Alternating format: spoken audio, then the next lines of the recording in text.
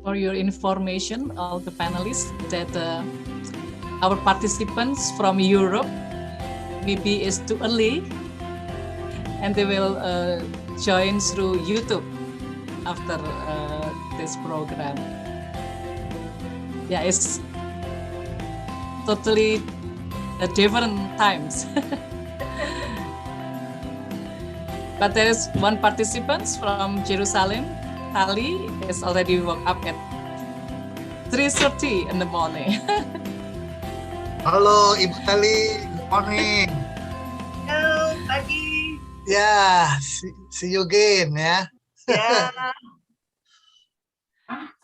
Macet itu di dekat sini kodam. Selamat pagi Bapak Haryanto. Udah janjian. Iya, dia udah jalan. Janjian.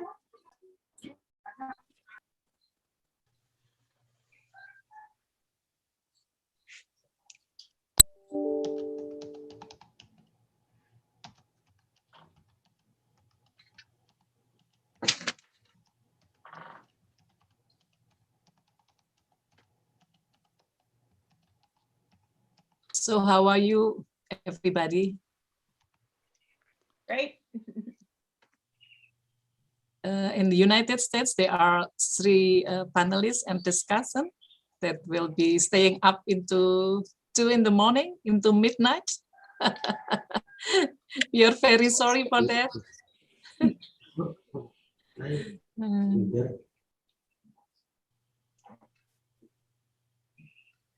Jennifer, where are you located?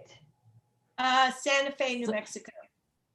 Ah, so you're even worse than I am, right? How many hours difference?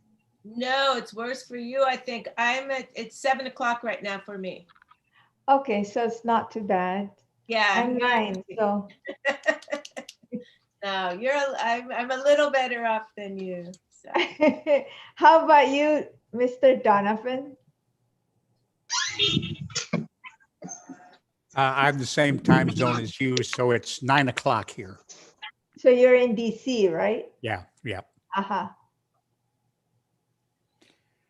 It looks like you're in Indonesia. It's very beautiful behind you. I don't know where you're sitting, but it's beautiful. So. I'm sitting in the middle of Sumatra. Oh. Sugeng Enjang, Ibu Pakualam, Gusti Putri. So for the participant, last time we visited the Pura Pakualaman with the batiks of the Pakualaman that designed and innovated by Ibu Pakualam. So Gusti Kanjeng Bendoro Raden Ayu Pakualam. So she is there. So she will be with us this morning. Selamat pagi Pak Haryanto, the Director of the Creative Economy Infrastructure Ministry. Halo, selamat of pagi. Tourism. Selamat pagi. Selamat pagi. Good morning, everybody. Thank you. Yeah. So before we are still waiting, Pak Sandiaga Uno, Okay. but we can discuss each other that maybe we Yeah. can know everyone in this case. So before we open this forum, I would like to mention regarding that activities as part of the 2021 International Online Summer Course on Jogja World Batik City. And balancing creative economy and heritage Saujana, or cultural landscape, to foster sustainable development goals. So hopefully we can have a great discussion for this morning and this evening for United States, early morning for Israel. And yeah,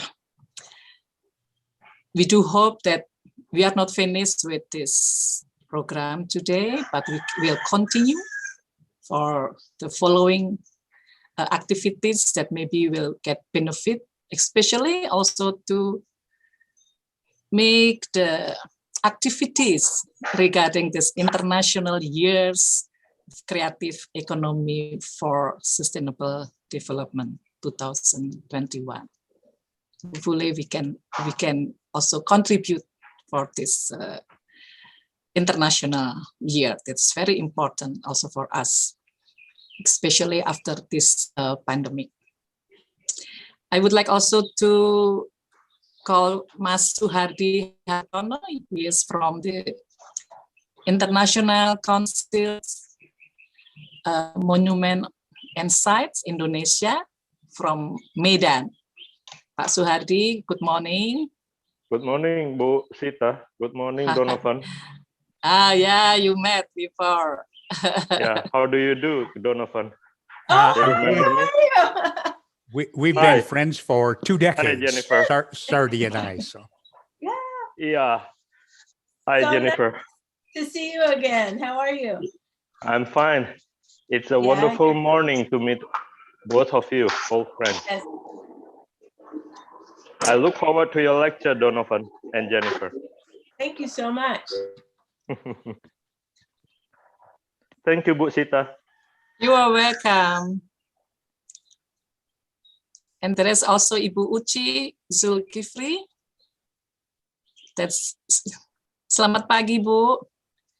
She's from the Ministry of Transportations that also developed the craft in various places in Indonesia. So later on will be then discussed also with Jennifer regarding how we can develop our products that meets SDGs. Terima kasih, Bu Sita. Ya, Bu Uci. Uci, apa kabar? Baik, Pak. Salam Baik. buat Bapak. Ya, Kak Wiana, terima kasih saya sampaikan.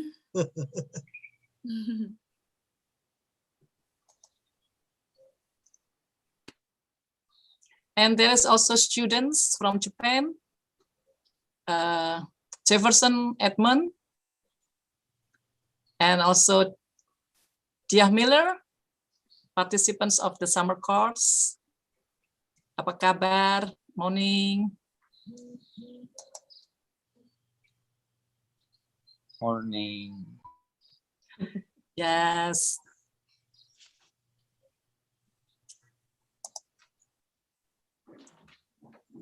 There is a message that Bapak Sandiago will come late. Maybe I would, yes, I would like to first to show our program this morning. So today we have the 4 panelists. There will be Mr. Donovan Ripkema here. He is the President of Heritage Strategies International and Principal of Place Economics in Washington, D.C. He will present a Build Your Economic, Preserve Your Heritage, Meet the SDGs. And secondly, there will be Ms. Anupama Skar, Director of Cultures and Asia Europe Foundation's ASEF, Singapore. She will share her thoughts on the 2021 UN Year of Creative Economy, taking stock and the way forward. The third panelist will be Ms. Jennifer Isaacson, interior designer, and international creative economy curator from Santa Fe, New Mexico, United States. She works in Indonesia since 90s, it's a long time ago, with her eyes and her heart to select and brings creative economics from Indonesia for US market. Her experience will be compiled even briefly in her presentation that's very short on 30 minutes, The Art of Change. And the panelist will be Professor Wihana Kiranajaya, PhD, professor in the Faculty of Economic and Business, Universitas Gadjah Mada, Yogyakarta. He will share his thoughts on new economic paradigm and heritage marketplace in promoting SDGs. Following will be discussion by architect Eti Patmodiputro, AIA, owner and principal Urban Idea Lab for architecture infrastructures in Boston, United States. She is an Indonesian diaspora who has been more than 40 years, Betty, yeah? 40 or 45 years living in the States. And after that will be continued with the question and answers. Previously, we have 4 programs of the forums. Started with the first forum that focusing on the cooperations among heritage cities and heritage and world craft cities with other cultural institutions. And then secondly, we have a forum that relates with organic crafts and Saujana heritage conservation. Saujana is a term in Indonesia, as far as you can see. And we tried to utilize this terminology with our charter in 2003 on Indonesian heritage conservation charter, that heritage of Indonesia are natural, culture, intangible, and tangible, as well as the mix of them, that is the cultural landscape. And we use the terminology of Saujana. So Saujana, we use this in our presentations, and also in our to translate cultural landscape into Saujana. And then our third programs focusing on the role of the community in natural and cultural heritage conservations. The last forum is number 4. We focus on the intangible cultural heritage and sustainable development. And today we will discuss on the heritage economy and sustainable development goals. Before those forums, we organize a special course for the participant of the summer course. There are 8 series of lectures that limited only for the participants. And we organize every Friday and Saturday. So this is kind of a weekend program. And in the third forum, the opening remarks from Director General of the Higher Educations, he promotes on the program that right now we have what is called the emancipated learning. This is kind of in Indonesian word is called Kampus Merdeka, where we can learn not only from our own campus. So we can go to other campus, we can have an entrepreneurship with other, for instance, like the private sectors. We can also work with the community, so we can have the community development. We can learn about entrepreneurs and various types of activities that now our program try to combine of this. So we do hope that we can then really develop this kind of mixed activities among us. And this forum is the last forum that we are focusing on the economic, that usually we still thinking how is to balance between heritage conservations and economic. And I think today we will have very interesting discussions because we have very honored, distinguished panelists all over the world. And we can discuss with what we really want to have, and especially also to respond to the current condition of the pandemic. And this kind of pandemic is also one of the program in the international years of the creative economy for sustainable development 2021 is how we can then respond to lead the forward effective implementations of this. And of course, we really want to contribute also from Universitas Gadjah Mada, something that we can work together in the futures. Yes, I do hope that Pak Sandiago will come. Selamat pagi, Pak Sandiaga. Selamat pagi. Uno, thank you very much. Ibu Pagi, Pak Laretna, Menteri. how are you? Fine, terima Pak Menteri, kasih. how are you, Pak Sandi, Pak Bihana, Pak Pak. Sandi, Wow, your I colleagues see there. Jennifer, hi Jennifer. How are you? So nice to see you again, Pak. Wow.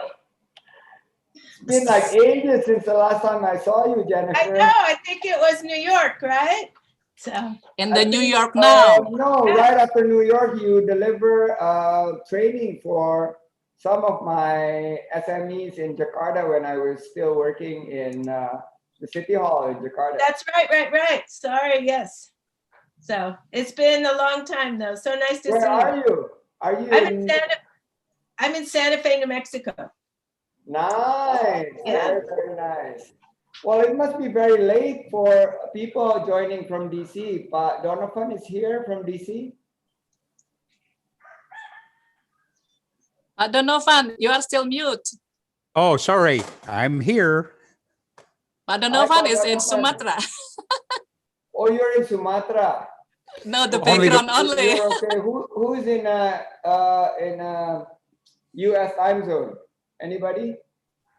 Donovan is there. Ibu And Eti Patmodiputro Where are you, Ibu Eti? in Boston. Bu Eti, you are still mute. Where is 9:20? It's almost your bedtime. Iya. And also our Bagaimana participants. kabarnya Pak Sandiaga? Saya kenal dengan kemenakan semua. Ya, Ibu Eti, anak saya di Boston tinggalnya, Ibu Eti. Iya, saya pernah ketemu lah, kita makan-makan. Yes, oh, good to see you again. Well, sorry for walking in slightly late. I just finished competing in a triathlon this morning. Whoa.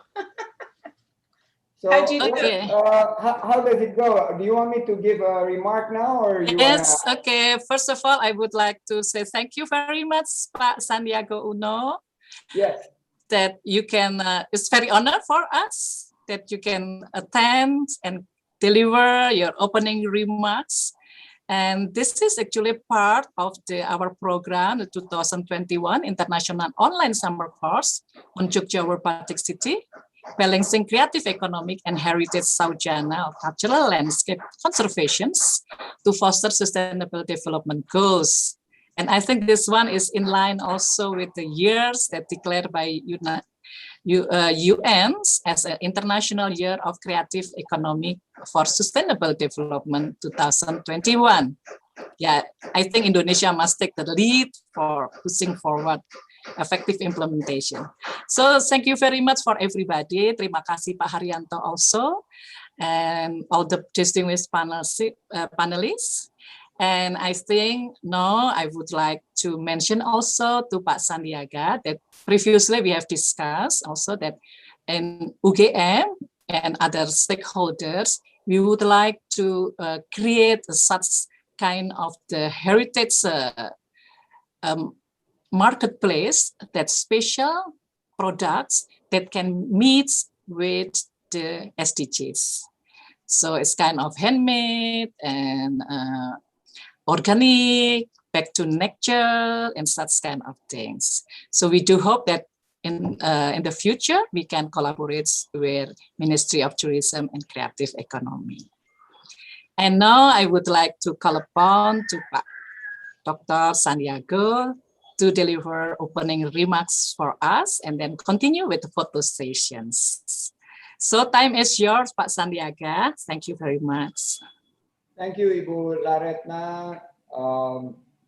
Good morning, good afternoon, good evening, everyone around the world. I'd like to, first of all, apologize for slightly coming in late. We started the race, and this is thanks to digital.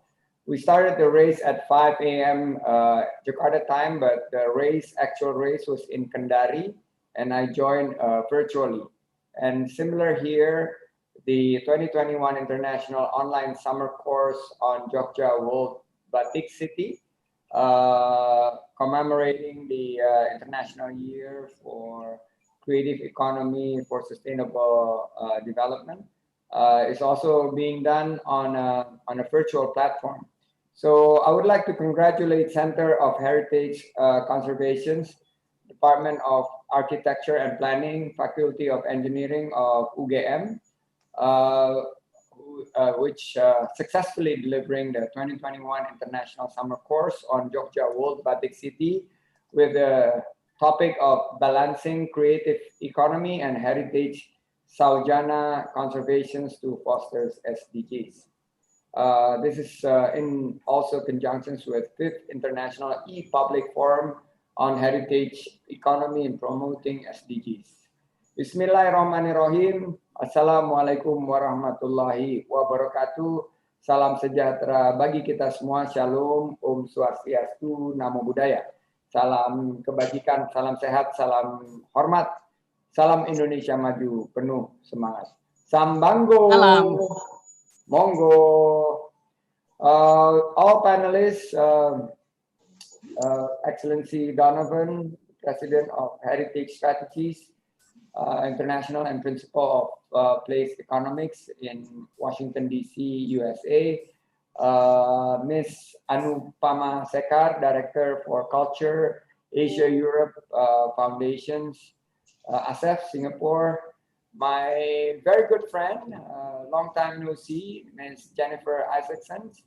This is the expert that we always consulted when we discuss about how we elevate and empower SMEs. She's the interior designer and creative economy curator, all the way from beautiful Santa Fe, New Mexico. Thank you, Jennifer, for joining. Also, Professor Wihana Kirana Jaya, PhD, Professor and Faculty of Economy and Business from UGM, as well as my colleagues, Pak Haryanto, Director for Creative Economy Infrastructures, the host and moderator, Dr. Insinyur Laretna Adisakti from UGM also. All participants of the International Online Summer Course on basically making sure that Jogja as a World Batik City will continue its heritage. All praise to God Almighty, Allah Subhanahu wa Ta'ala, because today we're given the opportunity to attend the 5th International e-Public Forum. Really, thank you for having me. For those who have not met me or don't know who I am, my name is Sandiaga Salahuddin Uno, and I'm the current Minister for Tourism and Creative Economy. This is my 5th month only. I assumed the job late December last year, and I'll be speaking to you today on heritage economy and promoting SDGs. I hope everyone is blessed with good health. Though we are in the midst of a COVID-19 pandemic, I believe we are strong, and this event is a good example of how we can still get together virtually, and it hopefully will be the benefit for everybody. The President of the Republic of Indonesia have given directions for the pandemic recovery, which is how we could accelerate the infrastructure development in 5 super priority destinations, and one being very close to the proximity of Yogyakarta, which is Borobudur super priority destinations, along with Lake Toba, Labuan Bajo, Likupang, and Mandalika.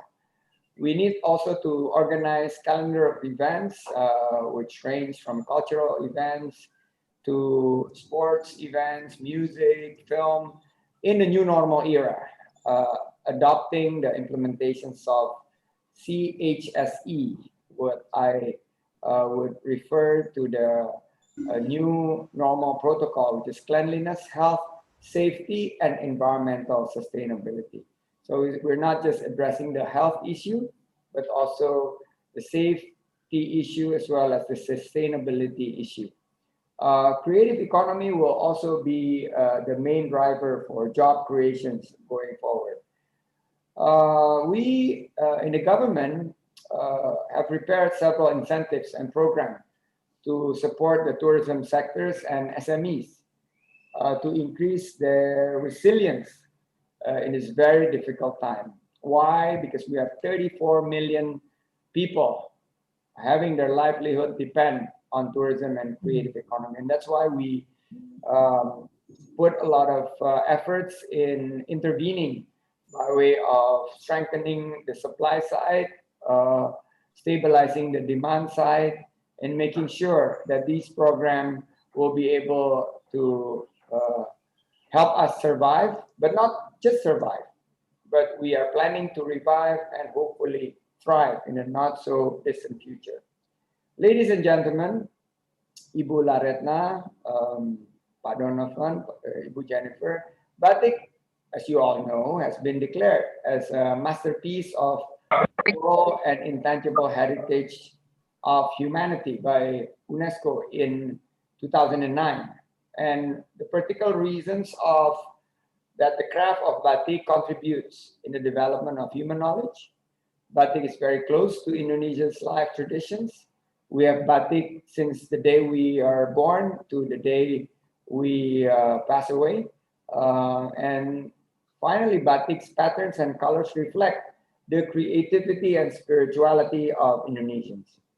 Jogja has been declared as World Batik City by World Craft Council Asia Pacific in 2014. Here are 7 criteria that have been fulfilled by Jogja to get this title. First, historical. Second, authenticity. Third, conservation. Fourth, the impact to the economy. Fifth, environmentally friendly. Sixth, global. And then 7, sustainability value. So sustainability is now the unstoppable new trend that we are seeing as part and parcel of what we do here in the tourism and creative economy sector. There are some high value impact that has been perceived in the craft of batik in Yogyakarta and its surroundings after the declarations of from UNESCO in 2009 and following that World Craft Council Asia Pacific 2014. The date of October 2nd now has been declared as National Batik Day in Indonesia with the the Presidential Decree number 33, 2009. Some new batik centers emerged in some areas near Yogyakarta, from Kulon Progo to Magelang to Temanggung, all the way to Klaten, as well as to Gunung Kidul. Many kind of workshops regarding the craft of batik are given to homemade craftswomen to develop their skills. In fashion, some designers start to combine batik and lurik garment. This is very nice combinations. The designs are intended to be used daily and targeting younger generations. It's just amazing how that batik is now dominating in our daily life. And hopefully with Jennifer's help, we could also start penetrating the US market and other markets as the fabric of choice for our daily activities, for our daily outfits. And then natural dye become popular again, and it's very, very environmental friendly. And we are now putting research, innovations, and new technology centering around the environmental friendly part of batik. So based on this positive impact of the craft of batik, it is shown that batik as Indonesia's heritage saujanas, there are some contributions in promoting SDGs. First of all, number 8, decent work and economic worth. Batik create jobs. Batik create quality jobs. Batik create economy value. And then SDGs number 11, which is sustainable cities and communities. And we are now embarking into more serious efforts in making sure that batik contributes to the sustainability agendas, and also in making cities resilient and communities strong. To conclude my remarks, the existence of batik as one of Indonesia's heritage saujana has a big opportunity in Indonesia's creative economy development. There are recognitions of batiks internationally, increasing batik's popularity as one of tourism attractions in Indonesia. And this is where creative economy and tourist destinations collaborate. When you go to a tourism destinations like Ibu Eti in Boston, we are not just doing to do, to see, to experience, but also to buy. So people in different parts of Indonesia, when they go into their leisure by traveling around the country and promoting tourism, they also promote batik in every destinations and supporting the local economies. And by applying innovations, our ability to adapt and good collaborations as a new platform between stakeholders in the craft of batik, we may be able to support the resilience between community and economy, especially in the very difficult time of COVID-19 pandemic. So with that, I'd like to close my remarks. Good luck for the course. Stay safe. Stay healthy, everyone. Matur nuwun sangat. Thank you very much. Wabillahi taufik walhidayah. Wassalamualaikum warahmatullahi wabarakatuh. Om Santi Santi Santi. Waalaikumsalam. Waalaikumsalam, Pak. Waalaikumsalam, Pak Menteri. Waalaikumsalam, Pak Menteri. Thank you very much. And this is very encouraging thoughts for us, for everybody. Before I go, I would like to pass a book to UGM, which is the guidance for doing MICE, meeting incentive conventions, exhibitions within the cleanliness, health, safety, and environmental sustainability. And I would like also to send my batik that I'm wearing to somebody who is going to be lucky today. And he is Ardi Hadi. Okay, Ardi Hadi, you will win The shirt that I'm wearing, Oh, that's great. send it to Mas Ardi Adi, my shirt. This is just a giveaway to support the batik industry. Thank you very much. Thank you very much. But please, we would like to have a pictures with you. So now it's a photo sessions. We do hope that everybody open your slides before Pak Sandiaga also continue his schedule for today. Please, everyone. Sudah siap semuanya? Yeni? Yeah. Okay. Okay, it's done. Okay, it's done. Once again, thank you very much, Pak Sandiaga. Please, salam sehat. You have a great activity today to continue your very busy schedule. And once again, thank you very much. Thank you very much, and God bless you all. God bless Batik, and God bless Jogja. Bye-bye. Bye-bye. Bye-bye. Terima Thank kasih, you Pak. very Terima much. See you kasih. soon. Okay, let's go. We continue our discussions. And now I would like to invite Donovan Ritkema to present his presentations on the very interesting. Build your economy, preserve your heritage, meet the SDGs. So his CV you can see on our website. It's very complete and a lot of work that you can also learn from him. So time is yours, Donovan, please. Great, thanks very much. So can you see my screen? Yes. Okay, yes. wonderful. So it's so wonderful to be back in Indonesia, even if just virtually. I've been there 4 or 5 times and always have loved, but I'm waiting for an invitation to come back again. So this will do in the meantime. So you all know that the SDGs are made up of 17 goals. But within those goals, there are, I don't know, 170 or so individual targets. And UNESCO has identified dozens of those that, in fact, are with culture in general and heritage culture in particular can advance the SDGs.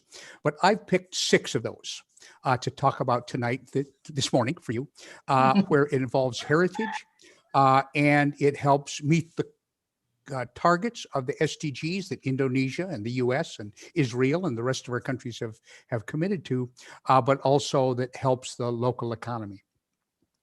So here they are, and I want to go through them first, and then I'll go back to each of them and talk about kind of systematically how they help meet the targets of the SDG. The first one that the minister mentioned is the one that's most directly involving heritage, and it was a wonderful success story for the worldwide heritage community, that cultural and natural heritage got its own specific target in the SDGs with the target 11.4. And that's a critical one, but it's important to know that that is not at all the only way that heritage and the SDGs are connected. Another one is 4.7, one on education. And I just want to point out the phrase in there, appreciation of cultural diversity and of a culture's contribution to sustainable development. The third one I'll talk about is about, again, the minister mentioned about the emphasis on SMEs. So this is the growth of micro, small, and medium-sized enterprises that culture can play a role, and I'll come back to the whys of that. Supporting sustainable tourism, and from local culture and products like batik, as the minister said, is central to the culture in Indonesia. Target 12.8, again, is about understanding sustainable lifestyles, but it's this development in harmony with nature. And again, both natural heritage and built heritage are part of all of our cultures. Target 12 B, develop and implement tools that creates jobs, promotes local culture and products. So those are the 6. And I want to talk about ways that each of those 6, in fact, heritage can help meet those targets and build your local economy. So I want to go to back to each of them, starting with target 4.7. Again, this is about education and sustainable development and culture's role in that. This particular one, not with numbers, but with interesting examples that I've seen around the world. And that is how around the world we use our built heritage as a means of education about our own country, our own city's history and culture, but it's part of our educational system. Here is a photo on your left of elementary school students in Cuenca, Spain, going to learn about their city's history by being in that old city. On the right is a group of middle school students in Vienna, who are going to learn about the opera, which is, of course, housed in an historic building in Vienna. On the left, back to Cuenca, Spain, is high school students doing the same thing, learning about their culture and history through the use of the physical fabric of the historic built environment. And on the right is graduate students in Yangon and Myanmar, again, learning about that country's culture and history through the built environment. So we kind of think about our built heritage, in fact, as living culture and a living classroom where we learn about our culture. And then something that I've noticed around the world that I think is stunning. Here from the US, from Israel, and 2 from Asia, with brides. And it's the day of they're taking the photographs, probably a day or 2 before the wedding. But here's this event, one of the most important events in this young woman's life, memorialized through the photographs that are taken that day. And what does she choose to do? She chooses to do that in connecting herself to the historic fabric of her city. Think about that, the role that built culture plays in that individual family culture. She's taking the pictures today. She's going to show her grandchildren 50 years from now. And that's how important that built fabric of her city is. So that was the first one. The rest of them, I'm going to talk in a kind of economic geeks fashion about some findings. And this one is about small and medium-sized industries. And I know that all of you came to see me explain charts and graphs like this. That's why you came here today. Actually, probably only Professor Kiranda even cares about this stuff. But there's a concept, again, a geeky concept in economics called revealed preference. And you could explain it by this chart, but I have a different way of explaining it. Is if we were all in the same room with this I could ask how many of you like chocolate ice cream better, and some of you'd raise your hands. And I'd say, okay, how many of you like vanilla better, and some others would raise your hands. And that's called stated preference. I raise my hand, say, hey, I like vanilla better. But we could do it in a different fashion. We could roll in a cart with a bunch of ice cream cones, some of them chocolate, some of them vanilla, and just people get to pick what they want. Well, what happens? You're going to pick either a vanilla or a chocolate, and you don't have to state your preference saying, I like vanilla better. You indicate your preference. You reveal your preference by simply taking the vanilla cone. Well, that's a kind of approach that's used in economics to determine people's preference, their revealed preference. And much of the analytical work that my firm does is on looking for the revealed preferences for heritage in particular. Again, we did a study a year ago in New York City about the impacts of historic preservation, heritage conservation in New York City. And in Manhattan, which is the New York that you see on the television shows. In fact, in the borough of Manhattan, a little less than 4.8% of the businesses are owned by minorities or women. But in the historic districts in Manhattan, 7.2% of those businesses are owned by women or minorities. The very small businesses, that's 5 people or fewer, it constitutes 57% of all of the businesses in Manhattan as a whole, 62%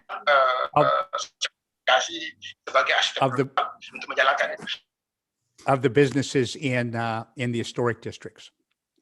This is the city of San Antonio. It's where the Alamo is, and it's one of the cities that has listings on the World Heritage List, the Spanish missions in San Antonio. And here's what the map that you're seeing is.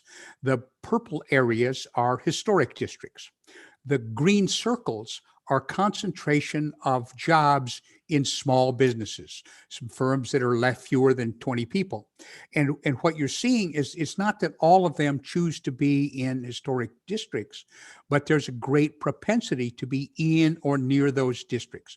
Those businesses are revealing their preference to associate their buildings with the historic character of San Antonio. Here is Savannah, one of the most historic cities in the United States, a wonderful, wonderful city. And about 30% of all of the jobs in Savannah are in the historic districts, but 48% of the small firm jobs and 58% of jobs at startup firms are in historic districts. These businesses, small and new businesses, revealing their preference to be in historic districts. And then there's this issue about heritage conservation and jobs, is that in the US, every time there's 100 jobs in new construction, there are created, excuse me one second, I have to move my screen, 135 jobs elsewhere in the economy, but every time there's 100 jobs in rehabilitation, restoring an historic building, in fact, 186 jobs are created elsewhere in the economy. Every time there's $100 spent on men and women in the construction trades creating a new building, $145 of economic activity, payroll is generated elsewhere.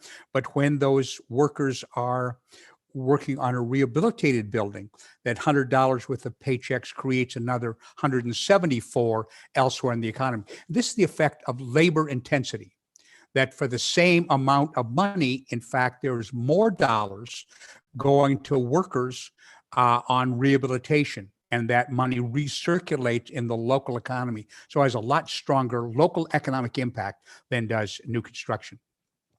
Then the issue about sustainable tourism that creates jobs and promotes local culture. And again, the minister talked about this. One of the oldest European city in the United States is St. Augustine, Florida. And a wonderful historic city, not a very big place, 10,000 people or so. Well, we were part of a team that looked at developing a resilient strategy. St. Augustine is on the coast, so it's really at risk of climate change and sea level rise.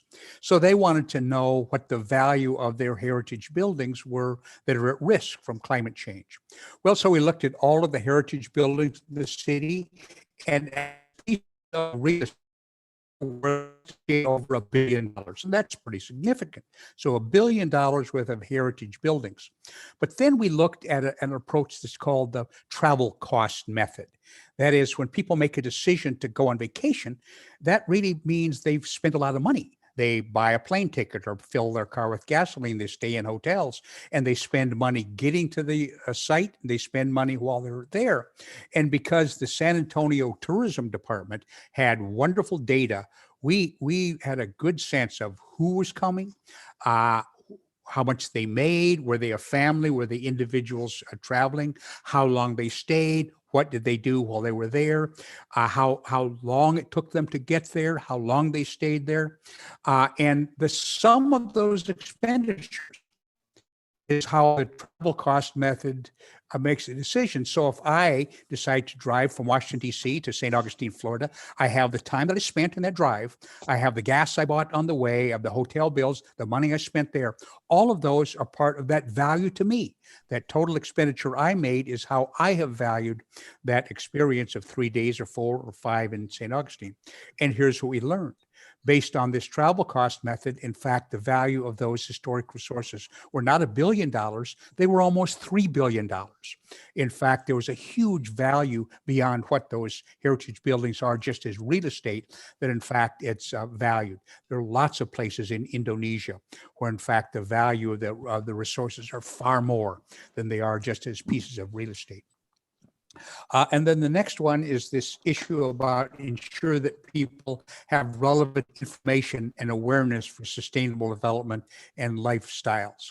So over the past number of years, really since the last huge international recession starting in 2008 or 2009, there's been a lot of attention on this economic contribution of heritage. It was one that was done in Europe. And I want to note the kind of second paragraph there. The economic benefits of cultural heritage have most commonly been seen in terms of tourism, but it's now also seen as an innovative stimulant for growth and employment in a wide range of traditional and new industries. That's why I was so pleased to when I read the background that your Minister of Tourism is also the Minister of the Economy. Those two absolutely belong together. In the last recession, a member of the European Parliament called a hearing about the role of heritage in the time of financial crisis. A couple of years later, the European Investment Bank held a symposium on innovative financing of cultural heritage. The European Heads of Heritage Forum, basically the culture ministries of European countries, had their session in the kind of midst of the last recession, and here was their final conclusion. All the evidence demonstrates that investment in heritage is an inherently sustainable, long-term, and measurably successful solution to economic recession. Then a wonderful publication recently in Europe on heritage quantifies the value, economic value of heritage. The World Bank put out a few years ago this book called the Economy of Uniqueness. Again, when you bring the World Bank on to understand the role of heritage in the economy, it's no longer a kind of fringe concept. Then the bank teamed up with the Norwegians and held a symposium about can cultural heritage investments support inclusive urban development. And then a book just out this year on heritage and sustainable development. So there's this broadening, growing collection of information, of knowledge sharing about this important role, this connection between heritage, the economy, and sustainable development. And then I've been fortunate enough to attend 2 events in Indonesia that really were about this connection between heritage and the economy. One on that the Ministry of Public Works put on smart planning for heritage river cities, and then another on using public-private partnerships for historic urban development. So it really is, I mean, you're already in Indonesia kind of meeting this target of expanding this information and knowledge. Then target 12B, again, is to develop systems to implement and monitor sustainable development so that it creates local culture and products. I'm going to come back to San Antonio. Again, a great visited place.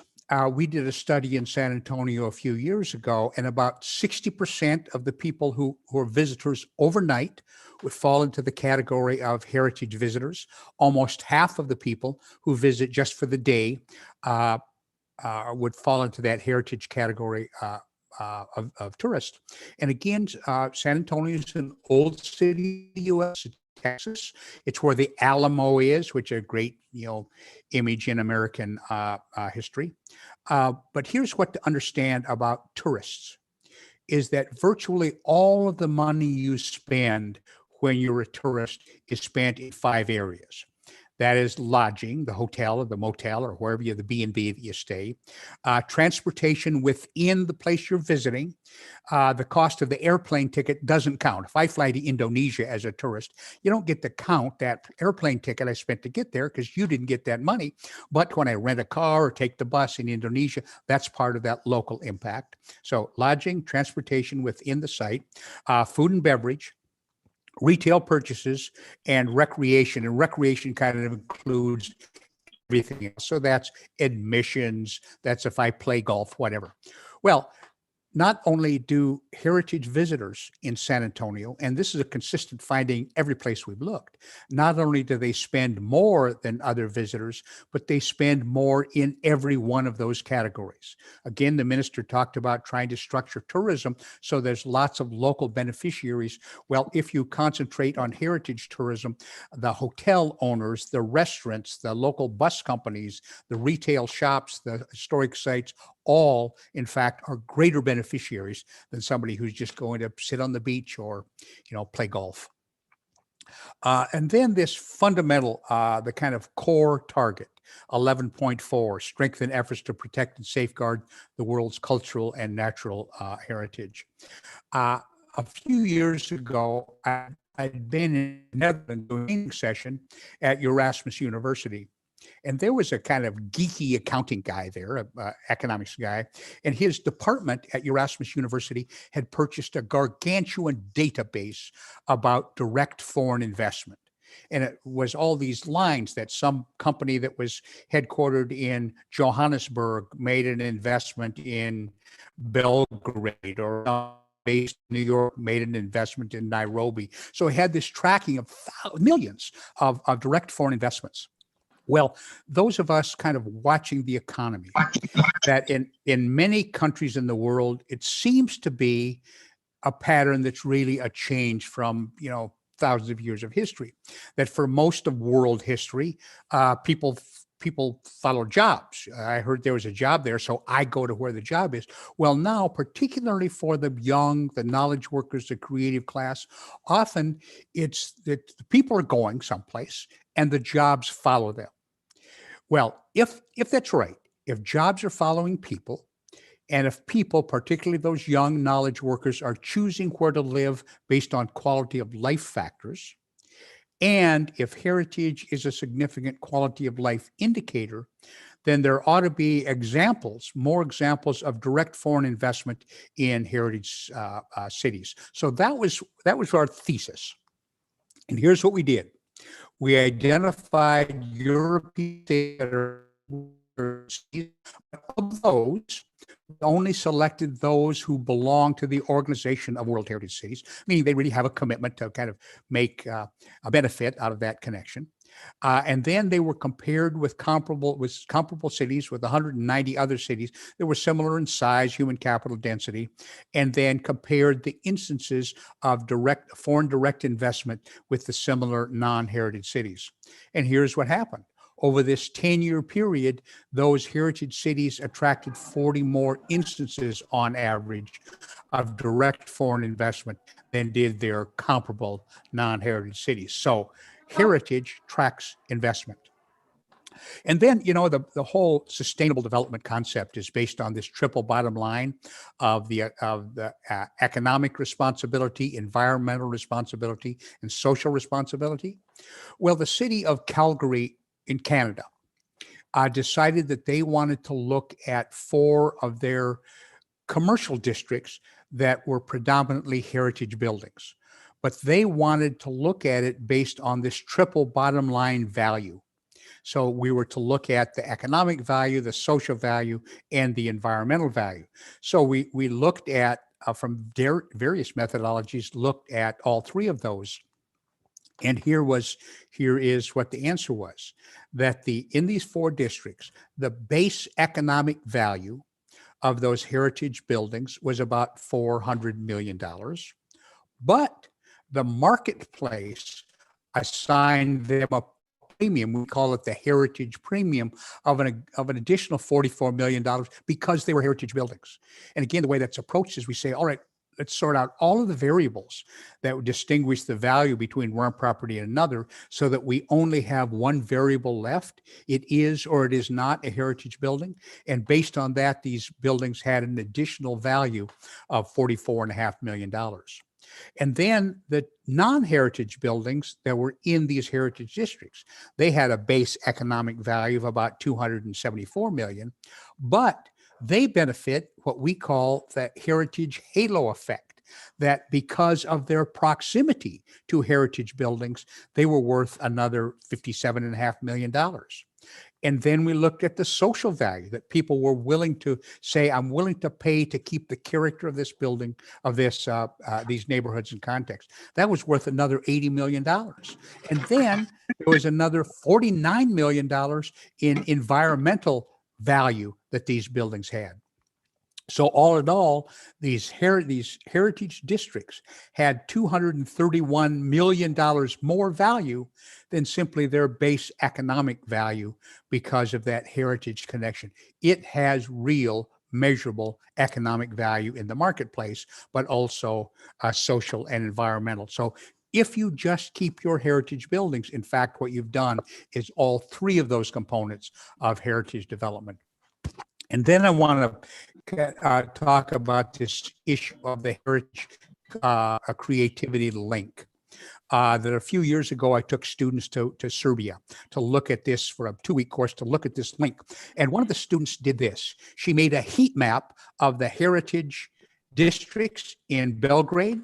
You see those in the kind of the dark areas on the map. And then all of the creative class businesses, galleries, artist shops, whatever they were, then they were spotted around. And look what happened.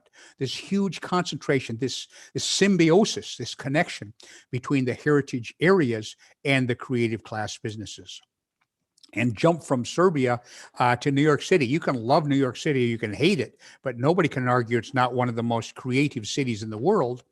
And so in Manhattan, historic districts have about 12% of all of the jobs, 16% of the jobs in information, one of the knowledge categories of jobs, 21% of the jobs in educational, another knowledge job.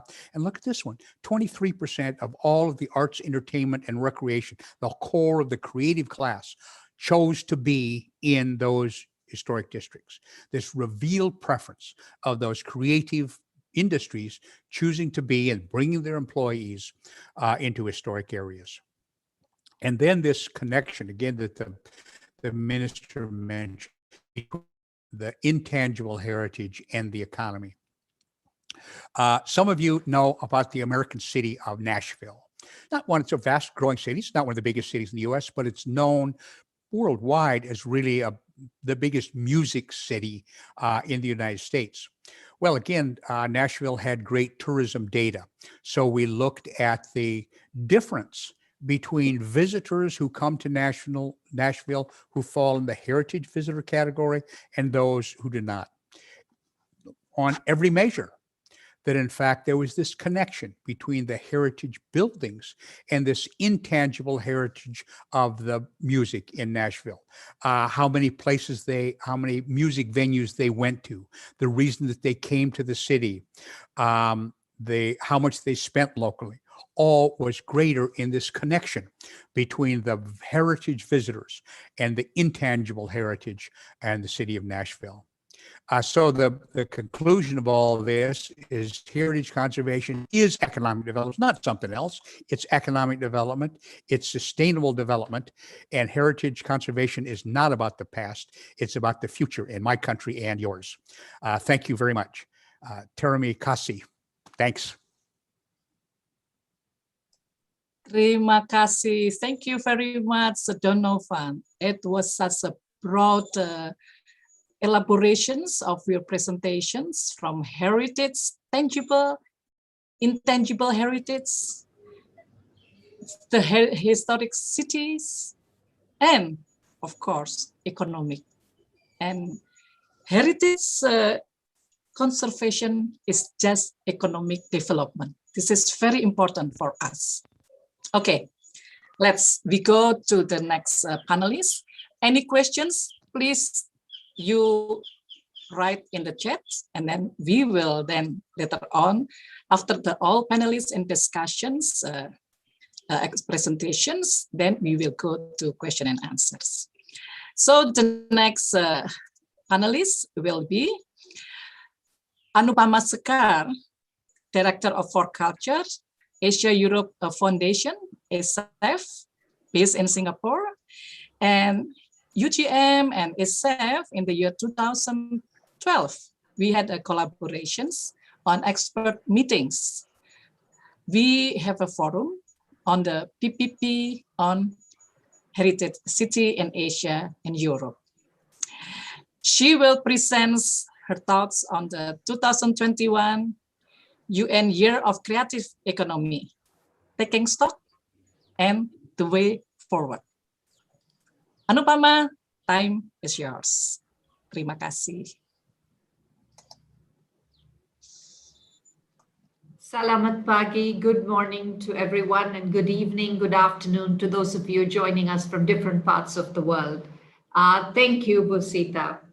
I thought I might take the opportunity to reflect a little bit this morning on the International Year of the Creative Economy that is being commemorated this year.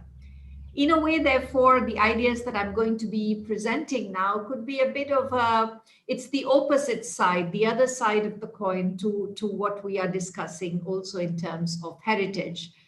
Because often individual contemporary creativity of today's artists, of dancers, of musicians is often discussed as the other side of culture, which is heritage. So where do the two meet? Do they meet?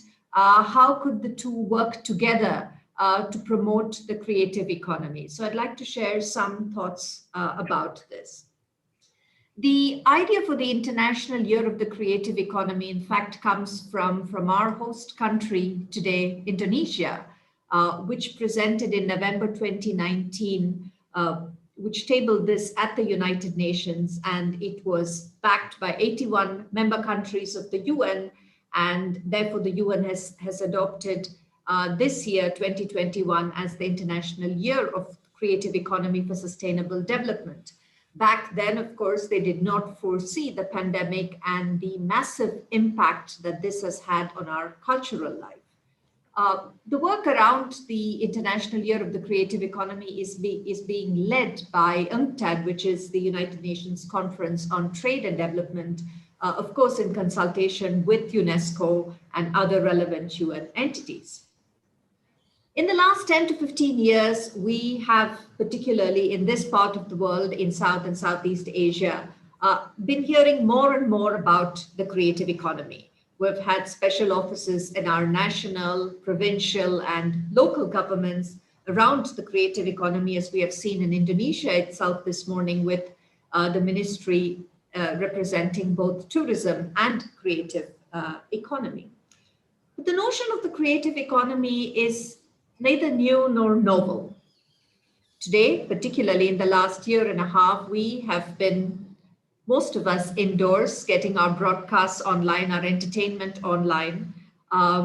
We have perhaps not even stepped out to get our newspaper from the newsstand. But if we subscribe to an entertainment streaming channel, are going to the local cinema or watching cinema at home, buying books online, but we're all consuming a creative product or service. And the people who conceptualize and arrange this work, produce it and publish it, and ideally who get paid for it, are the people driving the creative economy. And therefore, we see that this is no different really from other forms of production, except for that major input which stems from the original or copyrightable intellectual property or IP. And the world of the creative economy, therefore, covers the whole range of knowledge-based economic activities upon which the creative industries are based. Different countries adopt slightly different versions of this, but largely they cover everything from advertising, architecture, arts and crafts, design, fashion, film, video, photography, music and performing arts, publishing, research, and even software and computer games, as well as, of course, the broadcasting channels of electronic, publishing, TV, and radio. Therefore, while the creative economy largely focuses on the notion of individual creativity and original IP, there are several intersections with heritage. Artists working in contemporary disciplines are very much inspired by heritage. Heritage often forms the content or the inspiration for films, for books, for literature, and heritage forms of music and dance are streamed, go on tours, have festivals to which people buy tickets and watch. So heritage is in many, many ways linked very intrinsically with the world of creative economy and contemporary creativity. In the last 10 to 15 years, we've also been hearing about the value, the economic value of the creative economy to the GDP. And it is said that about 3% of the global GDP now comes from the creative economy. But what we always have to remember is that if it's definitely it is worth this in economic terms, but there is also a very strong cultural value that a cultural product or good or service brings. In Indonesia itself, 7.4% of the country's GDP comes through the creative economy and employing more than 14% of its workforce. And this covers the wide range of areas from craft up to fashion, furniture, gaming, and filmmaking. In the United Kingdom, more than 100 billion pounds to the country's coffers actually come from the creative industries, with this sector growing at twice the rate of the rest of the economy since 2010. So on one hand, this is a powerful emerging economic sector that is increasingly getting a lot of attention in policymaking, and which has also been strengthened in the last 5 to 10 years by the surge in digitalization and services.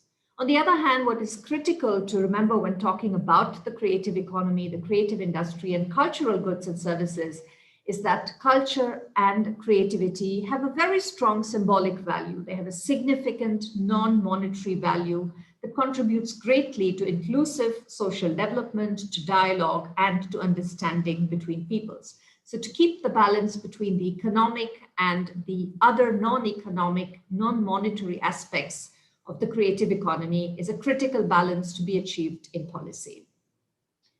Even prior to the pandemic, there were a few key trends and areas that were influencing the ability, particularly of developing countries, to generate money from the creative economy. 3 key issues are this. First, that there are emerging trade asymmetries, and these are increasingly being deepened by the digital platforms. Secondly, the nature of work in the cultural and creative industries, often precarious, uncertain, and very informal, with no real protection for the creative worker. And last but not the least, environmental issues and sustainability, which could be factored in much more strongly. Trade has been one of the central debates around the creative economy debates, and this is something that it is also being very extensively discussed this year in the International Year of the Creative Economy in several fora, both at the governmental level and by civil society actors. It is no secret that the cultural and creative industries from the global south, the developing countries, do not still enjoy an equal access in trade when compared to those from developed countries. And they're always running to catch up, to find a place in many of the established creative networks. There's also increasingly the trend of creatives from developing countries moving out of the global south or their home countries to the global north, Europe, the United States, etc. So the value add that they produce through their work, actually, rather than staying in their home countries, brings the value add to the countries that they relocate to. So these value added elements, be it recording, copyright, etc., then do not recirculate in their own developing economies. The rise of the digital platforms has further complicated issues around creative economy, because digitalization hasn't opened up things for everybody, but it has offered the first mover advantage to companies that are actually able to control distribution. The informality of the cultural and creative sectors, as I mentioned, is another critical area for developing countries, because this affects directly their ability to benefit from cultural trade. The nature of creative work is also under scrutiny as more permanent creative work declines, and we see the rise everywhere of the gig economy, which has also been reinforced by digitalization and therefore disrupting traditional work situations, but also on the other hand, creating huge uncertainties for creative workers. And this has become particularly an important issue now with the pandemic, where several creatives are in fact also thinking of leaving the sector because it is not able to provide them a sustainable livelihood during this crisis.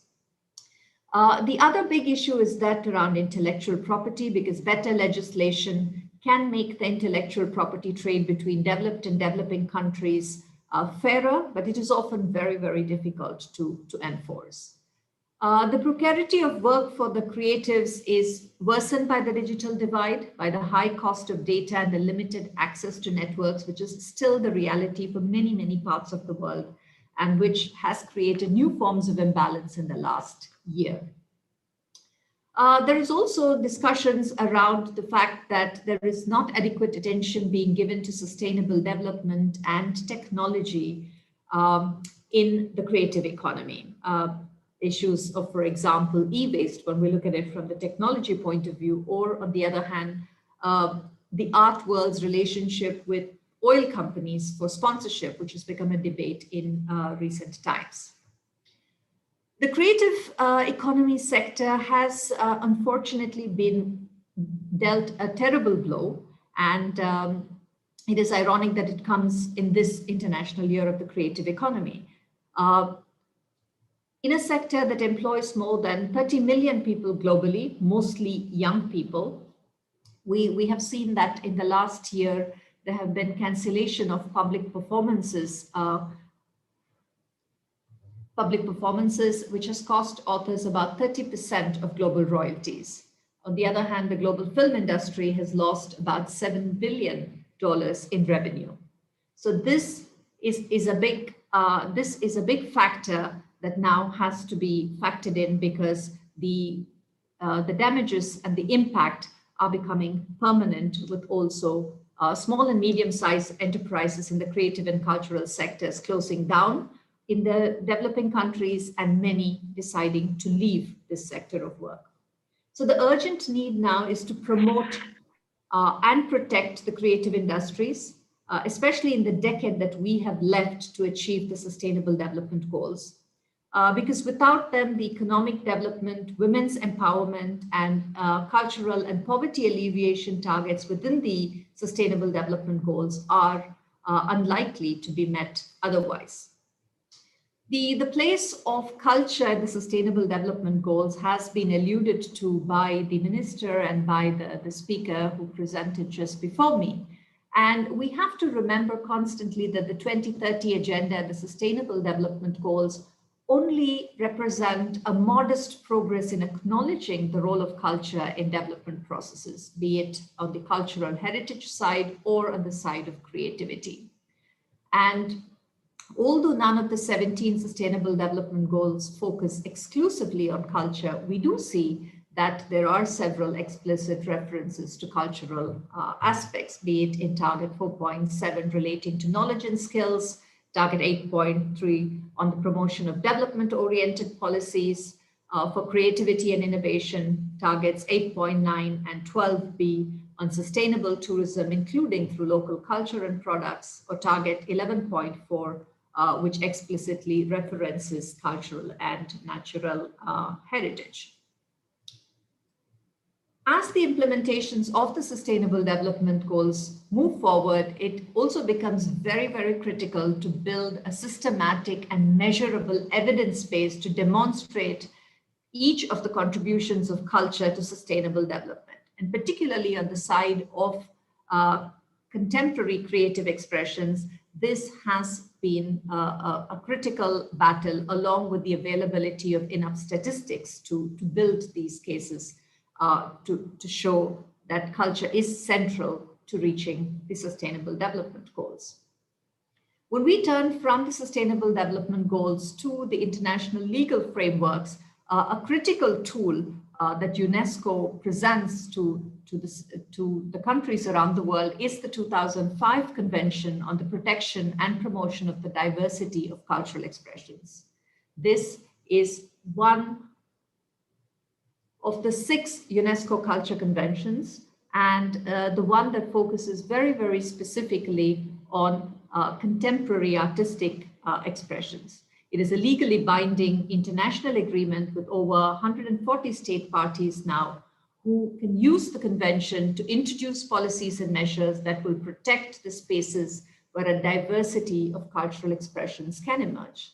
They can do this through a variety of ways, whether through enabling domestic cultural policies or through international cooperation mechanisms, through the active participation of civil society, and also through information sharing with the larger global community. Indonesia itself is an excellent example of using the convention to develop its own national law of culture, which came out a few years ago. And through this law of culture, promoting its books, its films, and also a national creative cities network. These are just some of the examples which show how the convention has been used to promote the creative economy in Indonesia.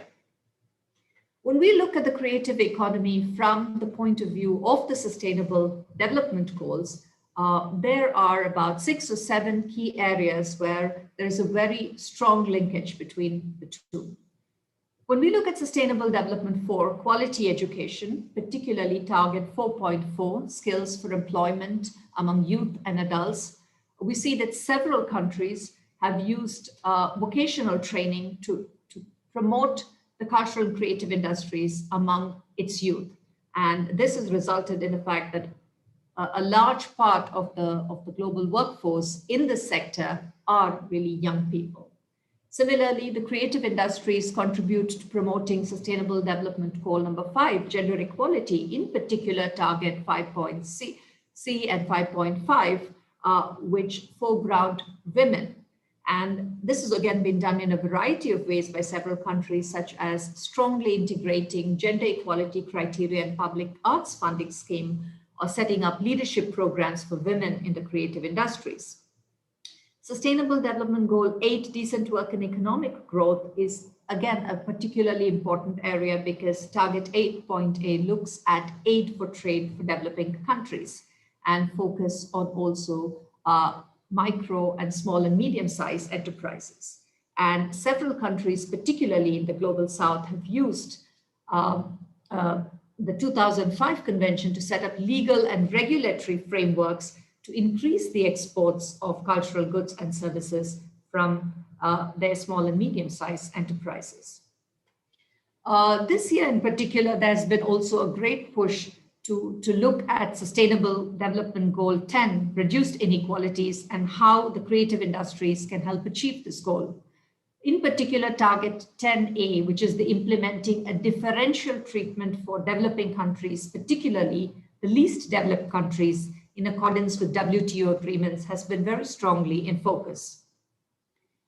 There has been a push to ensure that preferential treatment is offered in as many trade deals as possible to promote that goods from the developing countries are able to access markets in the global north. And this is a critical factor to ensure that the cultural and creative industries in the global south remain sustainable. Similarly, mobility and visa access is a critical issue for the creative economies of the global south. And this is again a key factor in trade agreements and in multilateral and bilateral agreements between countries to promote international cooperation on more equitable terms. The creative industries also contribute to a Sustainable Development Goal 16, particularly in inclusive participatory decision-making and public access to information. As I mentioned before, cultural statistics and evidence from the creative economies in the global south on the contribution of this sector to implementing the Sustainable Development Goals has been rather weak. Policy making for the creative economies has also not been as participatory as it could be. And we see now in the last years many interesting examples of joint government civil society commissions to design cultural policies, and more importantly also to monitor their impact. And a very interesting example comes from Bandung in Indonesia, where there's a creative economy commission that brings together city officials and artists and heritage and cultural professionals to jointly devise a policy and to monitor it.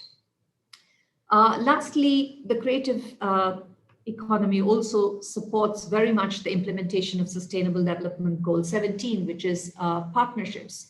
And a key instrument here are the ODA, or the foreign aid.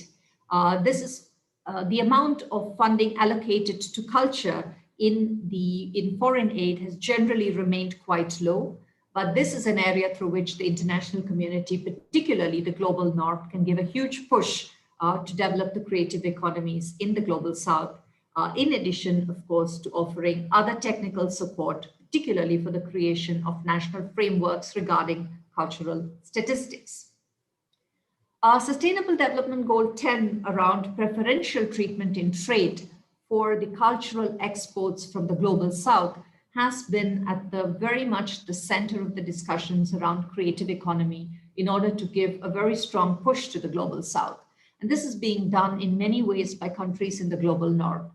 Here are a few examples. Mobility prior to the COVID-19 crisis was a critical area. It was very, very difficult for creatives from the global south to take a heritage festival, a tour, music into the global north, particularly because of lack of travel funding and also access to visas. So, for example, Germany has set up through public funds a fund for the promotion of mobility for creatives in the Arab world. And New Zealand has, in the last 6 years, worked to provide special immigration process for international artists, including cultural and heritage professionals, in order to ease their way into New Zealand to present their works. Similarly, when we look at global exports of cultural goods, countries such as Norway and Switzerland have set up exclusive funds to promote film production, for instance, in the global south, or to promote all sorts of performing artists from the global south to enter Switzerland through the South Culture Funds that comes from development aid of Switzerland to countries in the global south. The cultural and creative industries, and particularly cultural entrepreneurship, has its detractors as well. This has been an ongoing debate on one side, while on the other, the cultural and creative industries have been very strongly pushed as a driver for growth. And this is something that also I'd like to leave with you as food for thought, because when state policy values culture purely as a driver of economic development, then there have been debates and criticism around that for ignoring underrepresented minority or marginalized cultural expression, and thereby eroding cultural diversity and also neglecting social justice. So on one hand, in policy making, the state, of course, is beginning to treat culture as an asset in which the state invests. But on the other hand, it is critical to keep the balance with culture as a social good that the state must protect and nurture. Because it is important to understand and to keep at the center of policy making the idea that cultural actors, apart from creating things for sale, also produce emotional, spiritual, metaphysical, symbolic, social, and political meanings through their cultural products. So tying culture exclusively to entrepreneurship, therefore, would diminish what it means to be an agent of culture. And thirdly, the market, as we all know, privileges popular art and mass entertainment. Therefore, cultural entrepreneurs are often bound to respond to what the market demands. On the other hand, there needs to be space for the artists to also work on what is edgy, unsettling, dissonant, and counterintuitive, and what may not be market friendly. So here in policymaking, it is critical, therefore, for any country to keep a balance. On one hand, the state must spur the risk-taking propensity of the cultural entrepreneur, but on the other hand, the artist who is absorbed in relating expression to the self rather than to the market must also be allowed space to flourish. So economic policies that enable the cultural entrepreneur to succeed have to be moderated by cultural policies that will also allow the artist to fail.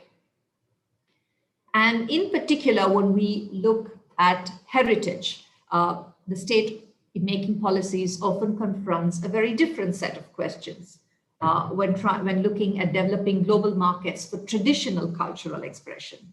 So state policy cannot be oblivious to the real desires and aspirations of the local communities, which may believe that the commodification of their crafts, textiles, etc., disrespects various sacred meanings that it holds for them.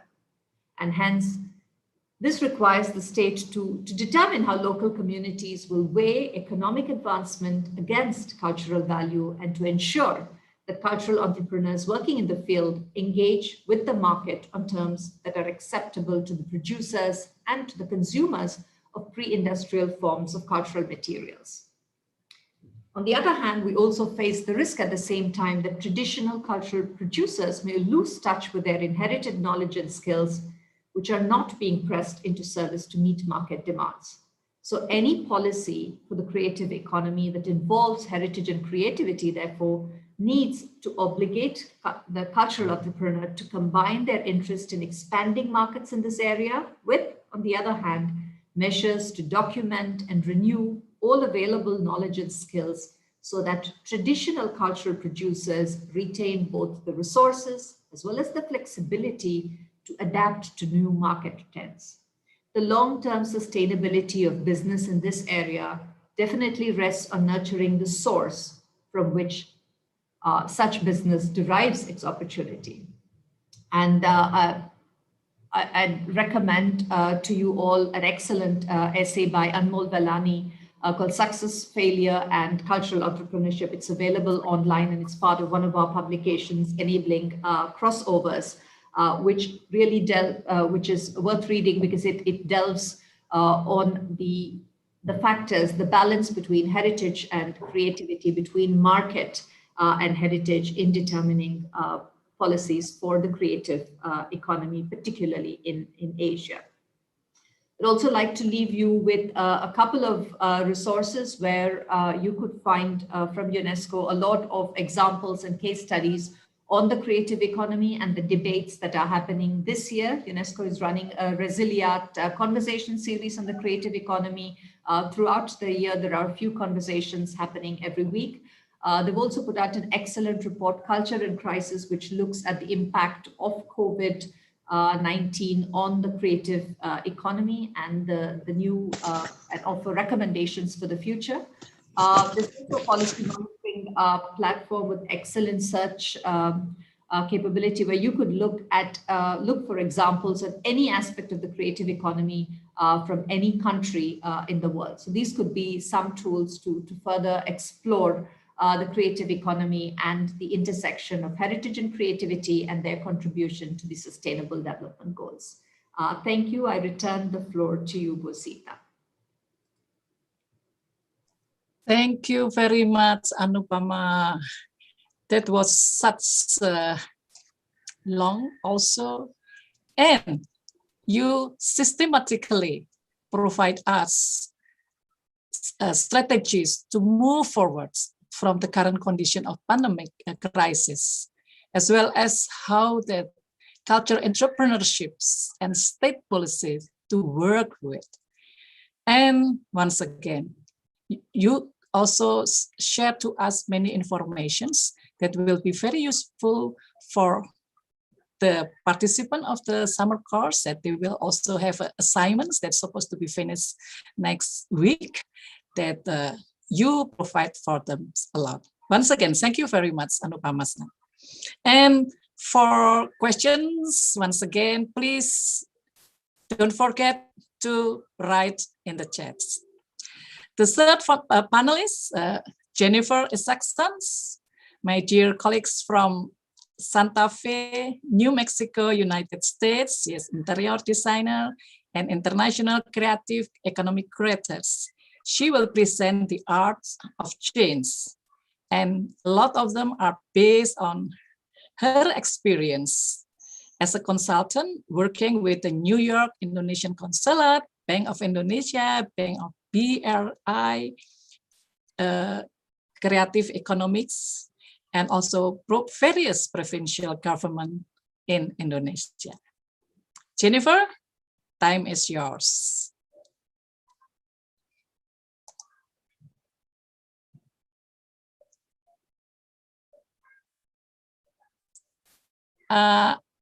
Maybe you can open your PPT. Yes.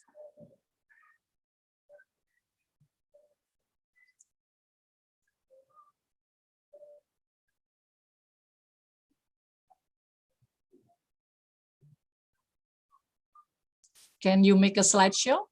I'm trying. Yeah. I don't know why it's not coming. Do you have? Okay. What's going on? I don't know what's going on with mine. Sorry, everyone. I don't know what's going on here. Maybe before you share, maybe you can stop your sharing, and then after that you share, but you open first your PowerPoint.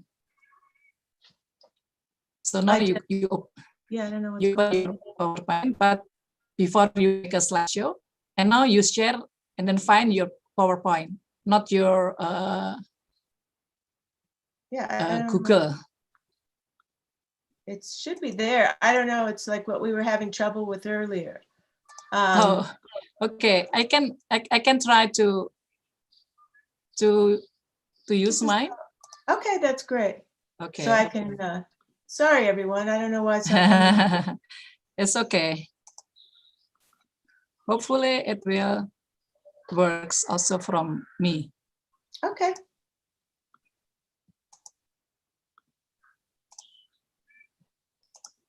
Wait a minute. I have to. I think I've got it. Oh, okay, here we go. Right? You got it? I think so. Wait a minute. So sorry, everyone. It's okay. It's okay.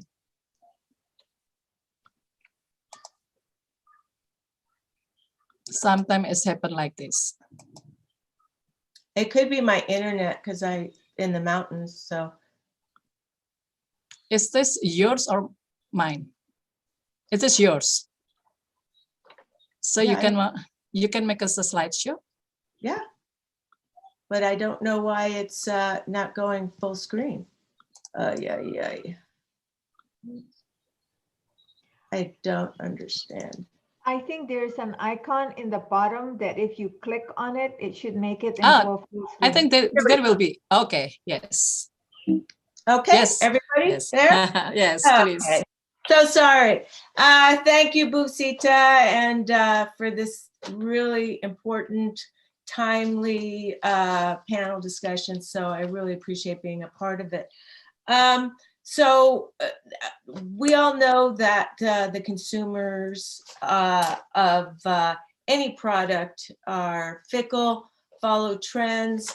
And so what I've tried to do is really work with the artisans of Indonesia and help them with educating them and giving them the tools to find out what's going on in the rest of the world, because we can't just create the same product anymore. People don't buy sarong, they don't buy textiles. They want that textile translated into a product. They want products that have a function. They want to see the story in a product.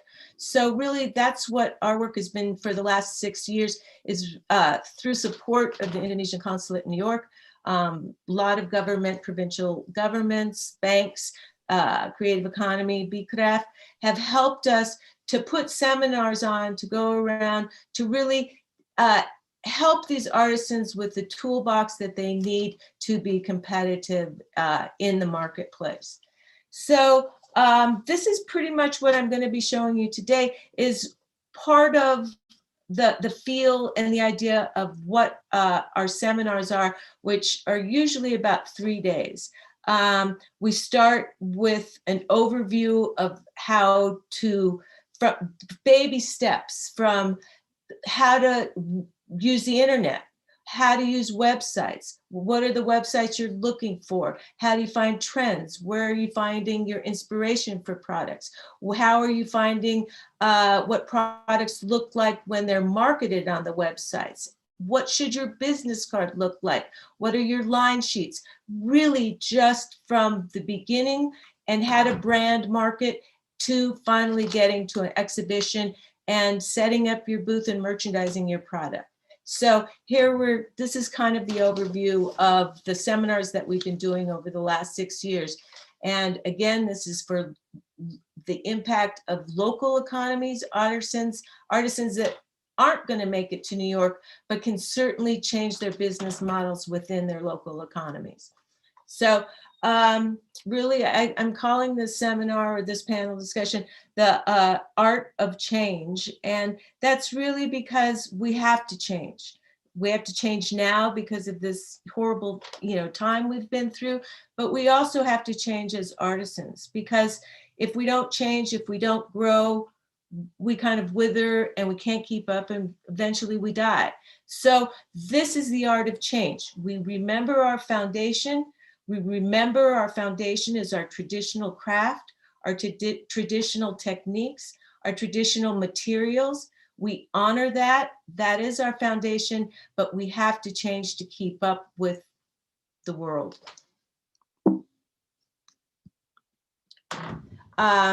Here is, I don't know what this is. One of our presidents, Abraham Lincoln, in the United States, a quote from him was, "The best way to predict your future is to create it." So I think the time we're at right now, this is the time. We have this opportunity of change. We have to look at this. Sometimes diversity, sometimes the hardest times are the times that you have to use to change. And right now, we can create our future. And our future is to be competitive, to create products that fit into the marketplace, and products that are part of a sustainable new culture. We have to reinvent ourselves. There was a World Economic Forum in October. The chairman of that economic forum, Klaus Schwab, is calling what we're going through right now the Great Reset. And one of the 2 questions that he was asking during that forum was, how can we seize this moment of disruption and push for a world that's healthier, more resilient, sustainable, and just?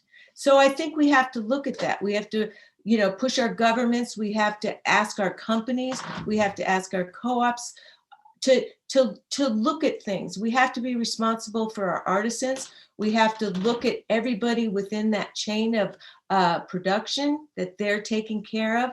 So we really have to think about the environment. We have to think about our working environment. So this is the time to do it. What do all of us as individuals, businesses, and governments need to do to ensure that we don't simply revert to what was before? Because we weren't in good shape before. If we were in better shape taking care of our companies, working in fair trade environments, working sustainably, perhaps this wouldn't be as devastating as it has been and impactful for so many people. There used to be a expression in business and in corporations in management called the trickle-down effect. And that was really the trickle-down effect. The trickle-down really didn't happen. The trickle-down was from management to lower management. It didn't come down to the person that's bringing the material for baskets. That didn't come to the person that's dyeing the fabric. It didn't come to the person that's cutting down the trees and drawing the wood. It was just at the top. And we can't have that anymore. We can't do business, as usual. We can't have that old business model. Now we have to have the multiplier effect. This is what economists are calling this new kind of paradigm that we have. So as entrepreneurs, as business owners, managers, and as a society, we now need to be thinking of the multiplier effect when we approach the future. How can we take care of everybody in that supply line so that if we do have another pandemic or major something that affects the world, maybe it's a tsunami, a volcano, who knows, that that person at the bottom is taken care of, that that person has something to fall back on all the way down the supply line.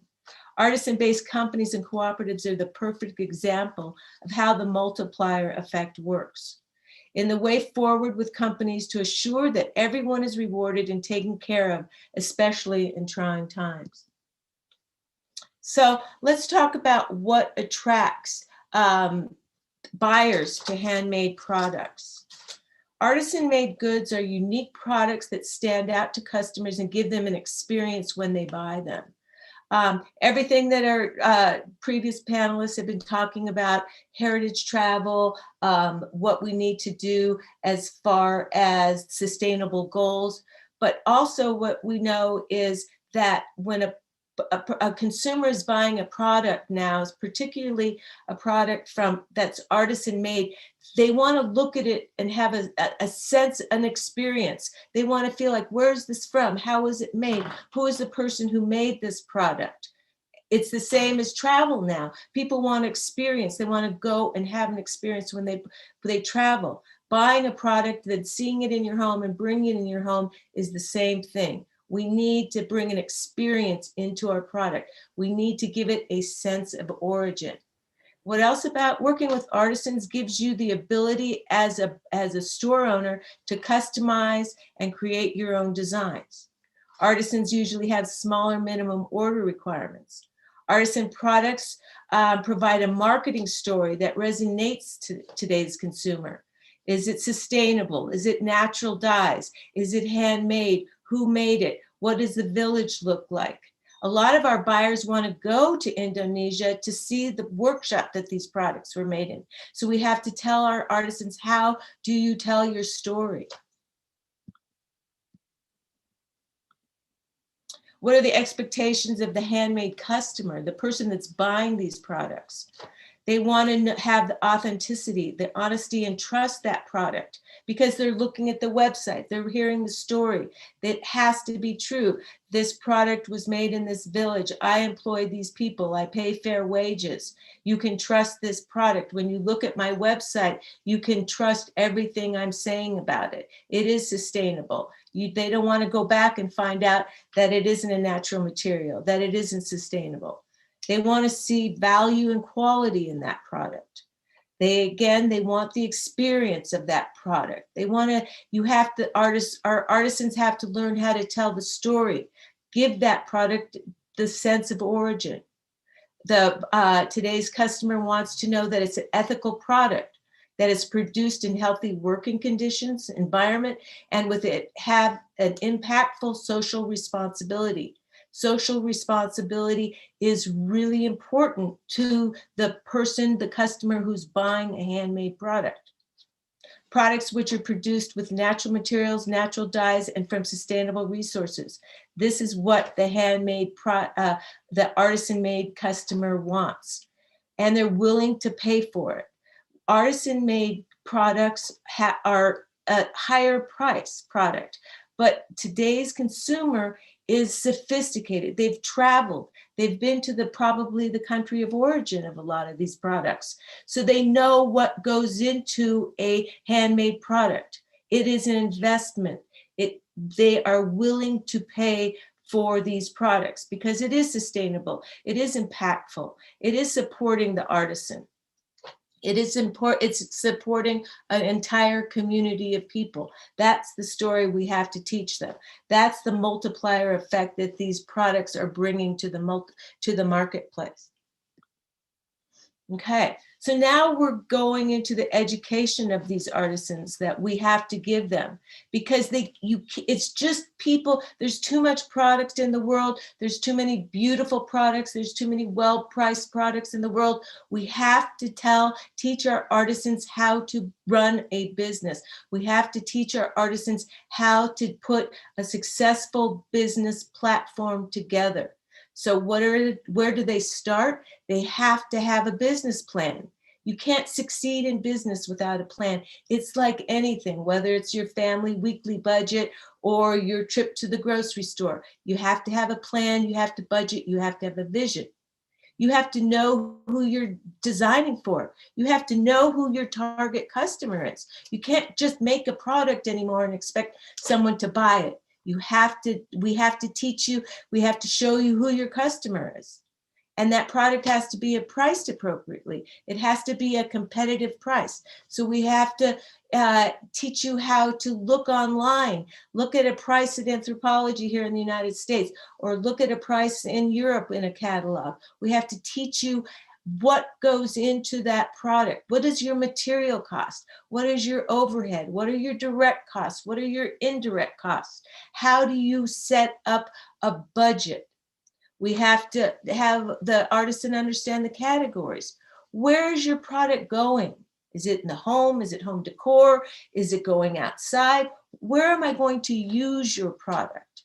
You have to have a sales product. You can have the most beautiful product in the world, but if you don't know how you're going to sell that to your customer, if you don't know how you're going to ship that to your customer, if you don't know how you're going to market that or put it in a box or display it in a store to your customer, you can't sell that product. You have to have a sales strategy at the beginning of your product design.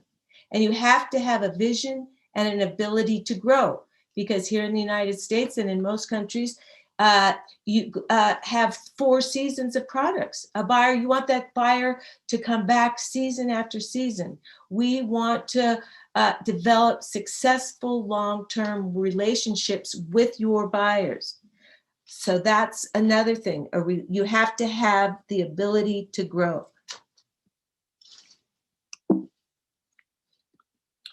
So now these are some slides from our seminars. Inspiration, how do you start developing your product? How do you find out trends, inspiration, and ultimately figure out your designs? Well, trends, inspiration, designs. For instance, there's a color of the year every year. Pantone comes out and says, okay, everybody in the world, this is what color we're doing in our homes. This is the color of the year. Our artisans need to know this. They don't need to know that this is everything, that their product should be made in blue, but they need to think about possibly, can I create a product that complements or looks good with blue?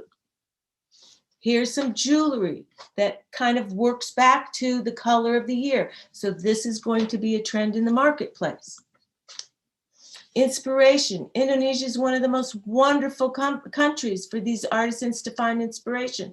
Look at this amazing young woman here. Look at what she's wearing, and look at how we can be inspired by her traditional beading dress into design, into fabric, and into into purses, into over-the-shoulder bags. Inspiration. How do you find inspiration? Within your own country, mastercraft, traditional technique, traditional material, translated into contemporary design. Again, these are pictures that I took at Jakarta's National Museum. Look at this jewelry. It could be, I'm wearing a bracelet that looks like this bracelet. We have to tell our artisans, go to your museums. Find some of your traditional designs.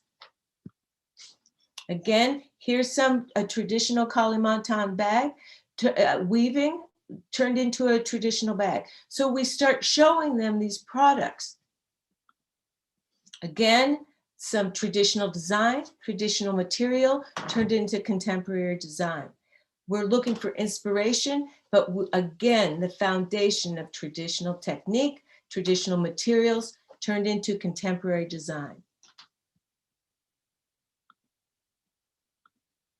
Again, a traditional fishing basket design, traditional material, traditional design, contemporary. Traditional motifs turned into contemporary design, traditional material, contemporary design. What are we going to tell, how are we going to explain to our artisans how to design for a customer? Well, they have to know their customer. How are they going to find out about their customer? By going online and looking at magazines, by looking at catalogs. So we start teaching them how to educate themselves on their company, on their customers. What's the cost to develop that design? Maybe you have to alter it. Maybe you have to less beading, less material. And how are you going to quote prices to your customer? How are you going to quote shipping prices? So we have to start talking about shipping costs and make sure that they understand the price of everything that's going into developing that product. Does the quality match the price? Is the price competitive in the marketplace? So again, going online, figuring out, looking at baskets at IKEA, looking at baskets at some of the major retailers in the world. What does your product speak to its story? How are they going to tell their story? We teach them and show them and visually teach them, show them how to get their story across.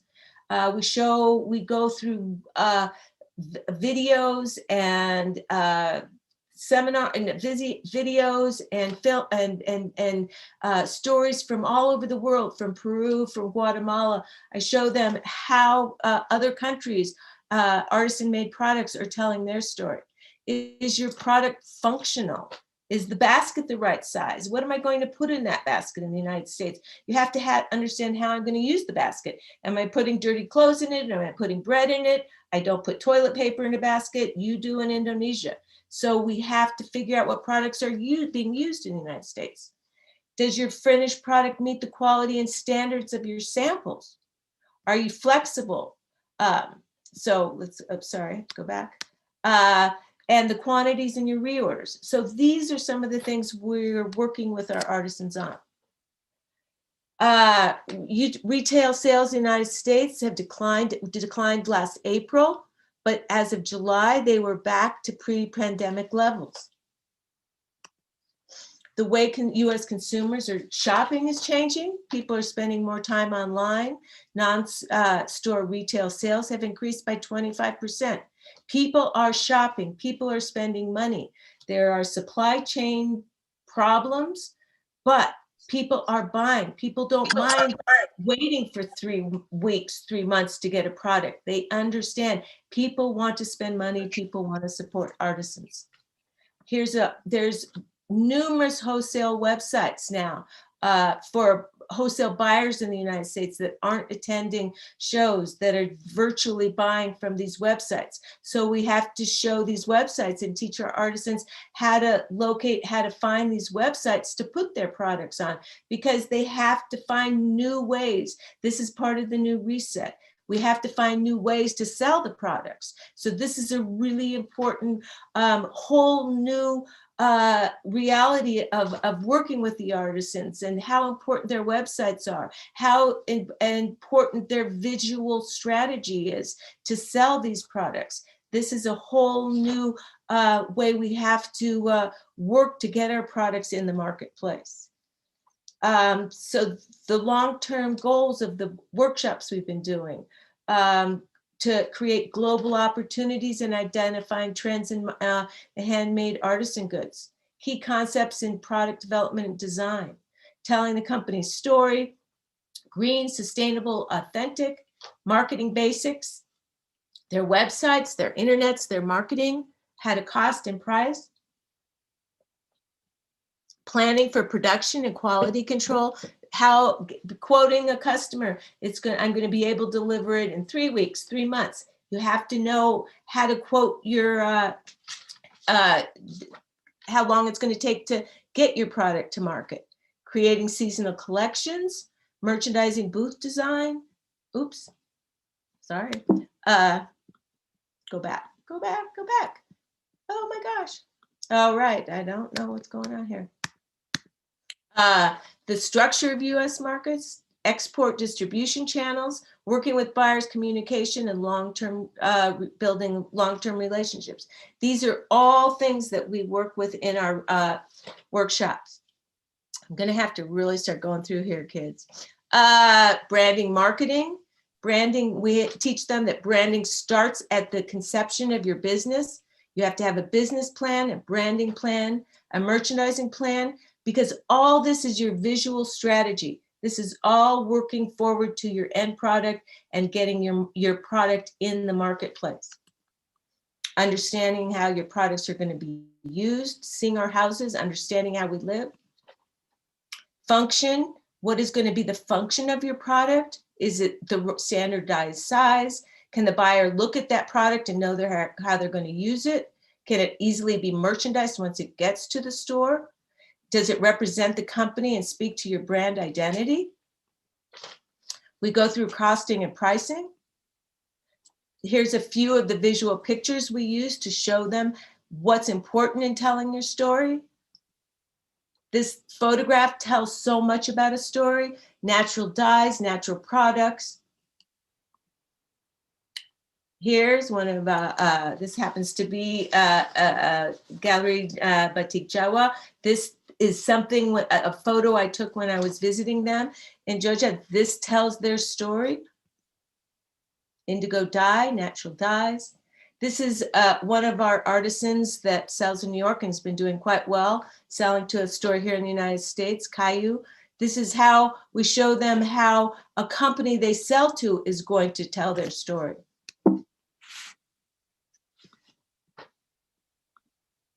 Again, social impact. How do you let your customer know that your product is socially responsible and has a social impact? 78% of consumers want businesses to address important social issues. 87% of consumers are likely to purchase a product from a company that advertises that they address social and environmental impact. 63% of Americans want companies to take a lead in asking the government to come up with policies, asking larger companies to protect social and environmental impact. Merchandising. We go through merchandising, through your mission statement, your business cards, your websites, packaging. Everything has to be continuous and have a continuity from your business plan to your merchandising. Again, we show them, these are some booths to show them when they get to an exhibition. This is, you don't have to bring everything. Perhaps this is how a company would sell their jewelry at an exhibition. This is a picture that I took at Indograph in Jakarta. This is a typical way an Indonesian is going to merchandise their booth. So we kind of start showing them how to more effectively merchandise their products. Again, this is where we end up at New York Now. You can see the competition. They can see how the booths are set up. Again, this is New York Now. Galleria Batik Jawa won best product at a show with hundreds of thousands of products. And why? Because they sell batik, but they figured out that they needed to grow. They needed to broaden their product base. So they came up with pillows. They have their traditional batiks and sarongs, but they have grown as a company, umbrellas. So this is how we have to change. This is how we have to grow. This is what our booth again looked like in 2018. Some of our sponsors. This is one of our artisans that we brought from one of the from outside Samarinda. She was selling doya cloth, and she did a beautiful catalog. We worked with her for months on her story, her business card, and her products went into one of the most popular stores in New York, a store called ABC. And her product did so well. It was a traditional doya cloth weaving, but we turned it into table runners. We turned it into placemats that were the right size. And it's one of my proudest success stories. And then the following year, after Galleria Jogja Batik won Best Product at the show, one of our artisans, Dejalin, won Best New Product at the show. So 2 years running, Indonesia won the best products at the New York show. And it really is an astounding success. This is, again, what our booth looked like the following year. Here's the chair from Galleria Jogja. Here's, from Dejaling. Here's Galleria Batik Jogja the next year. Indira Sati, that is also out of Jogja. They do containers monthly to the United States. Again, here are some baskets from Flores that are doing tremendously well. Again, some of our sponsors, this wooden paper box is from a company called Caillou. So it's been an amazing success. So really, I just want us to be able to get back to where we left off. I want us to, Indonesia, we've come so far that this is what's important, that we can continue from where we've left off and move forward, figure out how to get these products on some of these virtual websites, virtual stores for our products. And thank you so much. I know this was a whirlwind tour, but this is what we've been trying to create and what we've succeeded in our workshops. Thank you, Sita. Thank you, Jennifer. Your experience actually opened our eyes, our heart, and we have to learn also the eyes of buyers and Yes. also consequence of the artisans, what we're supposed to do in this case. And with this kind of condition, you mentioned about the reset, and reset is totally everything from the education through marketing, through what kind of products that we will innovate and develop for the contemporary products based on traditional, like you mentioned. Thank you very much, And Jennifer. just, if I could just Yes. say one more thing. And Pak Winato from the New York, consulate, Consulate, yes. yeah, who started this, it was just such a visionary, program that he put together, that he really understood that you need to bring in outside eyes. You need to bring in someone like myself that can collaborate and bring in a global point of view. And we can't not do that anymore. We have to have a collaboration of outside information to bring our artisans out of Indonesia. And that's for global, for the tourists, for the hotel gift shops, for the airport gift shops. Everybody, we have to have them understand what's going on product-wise everywhere else.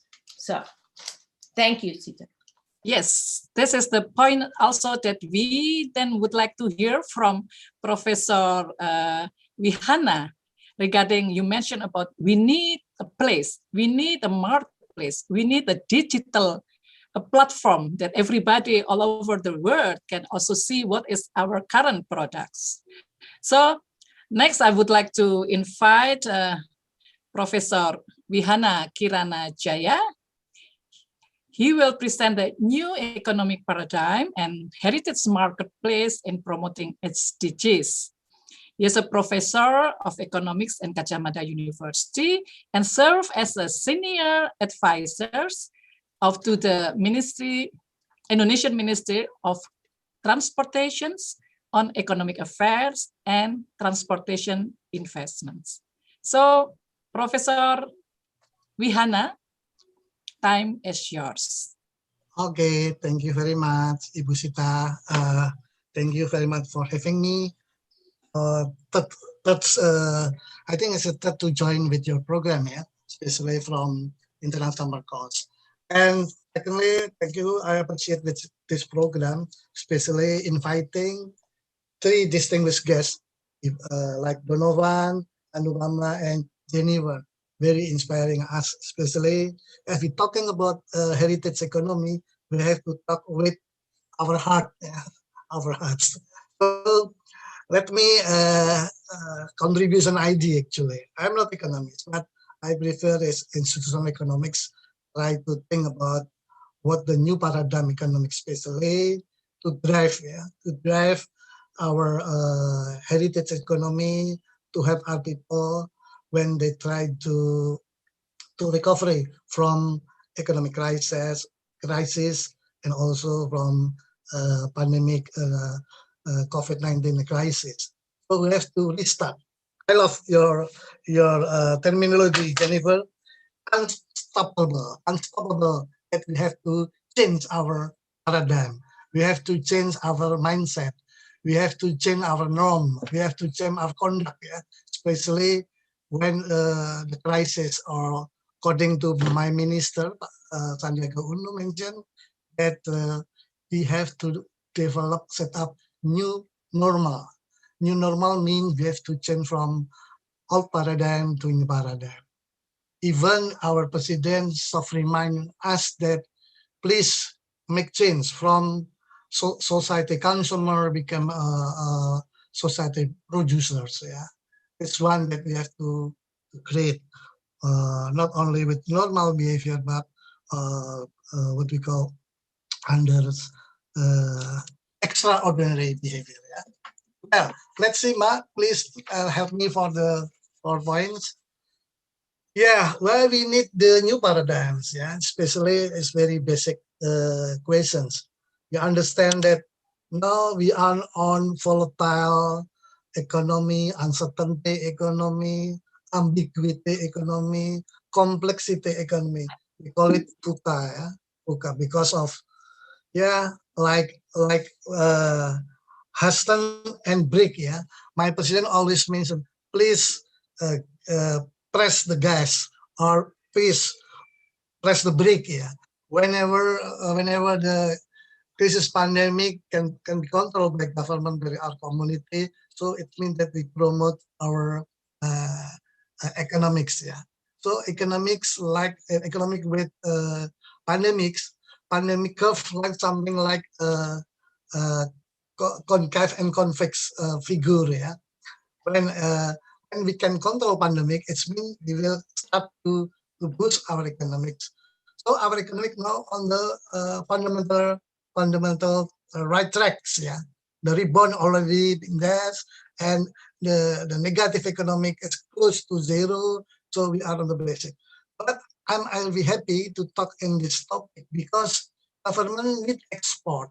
Government need consumer driven, especially talking about the heritage productions. Yeah, all it is already discussed with Donovan already made clear explanation about the heritage economy for the building, and also how to calculate with the travel cost method, and also Ibu Anubama mentioned about the link between heritage product with creative economics. Yeah. What completed, yeah, the issue, the paradigm, the regulation, the business process, all quite the same. And Jennifer also mentioned the final that we have to change, yeah, change from mindset, how to branding, how to our product, especially for heritage product like batik, like noken that you mentioned, Indonesia very huge. You can see from Aceh to Papua, yeah, how many noken product, how many heritage product. Okay, next, Masita. Let's. Why we do need the paradigm? Yeah, I explain the first. Yeah. Okay. No. Next, please. Okay, stop. I borrow from Ibu Eti discussion before, yeah, with our team, especially the already and tourism paradigm, like heritage paradigm. They always make something like economics become extractive, yeah. But new paradigm, economics become sustainable, abundant resource, symbiotic, or prefer the bottom-up design. So old paradigms tend to be old top-down paradigm, but new paradigm always be something like bottom-up paradigm. But I can summarize the old paradigm something like we create extractive economics. What extractive economy means? Yeah, the opposite is a democratic economics. Democratic, we give more opportunity to people.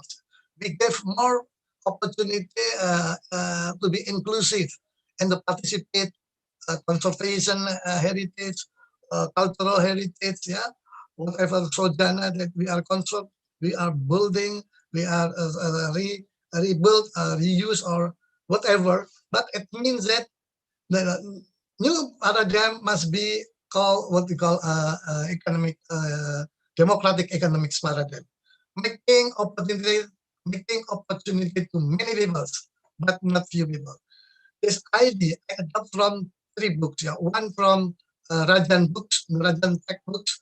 This former of Central Bank India, now moved to Columbia. He's professor, and there he write the books. The books title is about something like government corporation left behind community. Left behind community. That's a good idea. It means too heavy. The program in tourism, the heavy comes from the government side and also come from corporate side, but left behind the local community side. And then another books that I like it, and Ibu Eti also sent me the book read by Kelly and Howard. The title is about making a democratic economics. So that's a good book, very inspiring me to join in this discussion. Even though I'm not expert in tourism and heritage economic tourism, but I love this book and it's inspiring me, especially to search what new paradigm, especially when we talk about economic development. Too many paradigm, paradigm in development economy, one classical paradigm, one new paradigm. Until now, we try to search what the best sweet paradigm after we got a crisis, pandemic crisis, and economic crisis. So that's why we need to reset, big resetting, big install, to have a look, especially focus on our paradigm. If not, we can control the paradigm, the COVID become a new wave, and the recession become a heavy wave crisis, and the third is climate change crisis. We have not to use the paradigm. Like government should move on from the old paradigm, from extractive development paradigm, become democratic economic paradigm. We are not talking about extractive. Extractive means that we are not fundamentally going to sustainability country, sustainability, well-being, people, community. That's why I hope that you understand about the paradigm. This second pictures. Before I explain the democratic economy, especially there's a good theory, good paradigm under Professor lead professor from University of Berkeley, Professor Oliver Williamson, one of the Nobel economists, found the level of institutional involvement. If we need to change our paradigm, we have to learn, understand about informal, indigenous institution like norm, religion, traditional, language, cultural, history. This is part of our mindset. Yeah, if our mindset move from old to new, it means we are going to be on the right track to change our new paradigm. Second level is about a formal institution. After we understand our vision in the SDGs, our vision and the fourth platform, people, planet, prosperity, peace, partnership, and cultures is already one mindset. It means we can success to create the regulation, formal rule. So level 1 embedded is informal rule. The problem is when we set up formal rule without informal rule related to our formal rule, it will be the coupling between two of them. So the business process is not very clear. We're talking about level 3, the governance. How the rule of the game, especially in SDGs, and what we call economy, creative economy, and heritage economy should be regulated by the government very clear. Yeah, we're talking about level 3, how the business process. Yeah, when we talk about the economics paradigm, we're talking about formal rules and informal rules, and then create the business process and get the marginal condition. This is very micro. This is just what my background to select the democratic economy related to the institutional approach under the Professor Alka Williamson, lead professor just Masuri last years, living in University of Berkeley. Okay, next. Now we focus on the democratic paradigm. Please, Ibu Sita. Yes, I think a lot of paradigms support the sustainability or SDGs. Yeah, like in discussion before, I mentioned about circular economy, one of the idea, economic art, cultural heritage, all support the sustainability paradigm. So, and above my figure that we already moved from monarchy, government, whatever, early state capitalism, whatever now, do we can mention that our economy still follow early state capitalism and provided infrastructure, social safety nets program, whatever, but the heaviest thing belong to government, belong to corporate, not belong to community, especially local community. That's why democratic economy, one of the idea, people share ownership over the resources in the community. Okay, next. So in democratic economy, we try to choose 7 platform, 7 paradigm. Yeah, please next. Yeah, the principle of community, the common good comes first. This is one of the principle of democratic economics. Yeah. So community is a foundation principle of a democratic economy. By contrast, I always compare between democratic and extractive economy. If you use still extractive economic picture, you still isolate. Like we develop something like big heritage producer like Borobudur. Yeah. When we talk only to book the monument of Borobudur, but we did think about another pictures beyond the Borobudur, yeah, beyond the opportunity for local people, beyond the opportunity of local wealth, beyond opportunity for inclusive for local people, beyond the opportunity for principle of labor before. So the development, the economic using by the government still used by the extractive economics developments, yeah, or extractive economy. So how to shifting between extractive economy to be more democratic economy? Yeah, as long as we follow 7 principles according to Kelly and Howard, yeah, the book 2020, I think they put the 7 pillars. That's why I use the 7 pillars become one of the good paradigm, and put the 7 pillars become a strategic paradigm, and then put into our heritage production using by 7 paradigm, and using strategic marketing strategy, and try to put the application putting into the marketplace, yeah, idea. So this is one of the approach. If government already moved from the paradigm, if the corporate moved the paradigm, if the university and community move the new paradigm, so I think the SDGs with 7 goals or 6 pillars cultural will be great. Well-being become prosperity. Yeah? That's why I want to push this 7 pillar. Okay, so, the second pillar, principle inclusion. I think if we conserve the heritage building or tourism, we have to include local people. Not bring investor from other people or bring in a material from other, and please focus on local wealth, local material, local labor, local ownership, and local finance participation, and no need to distract local environment.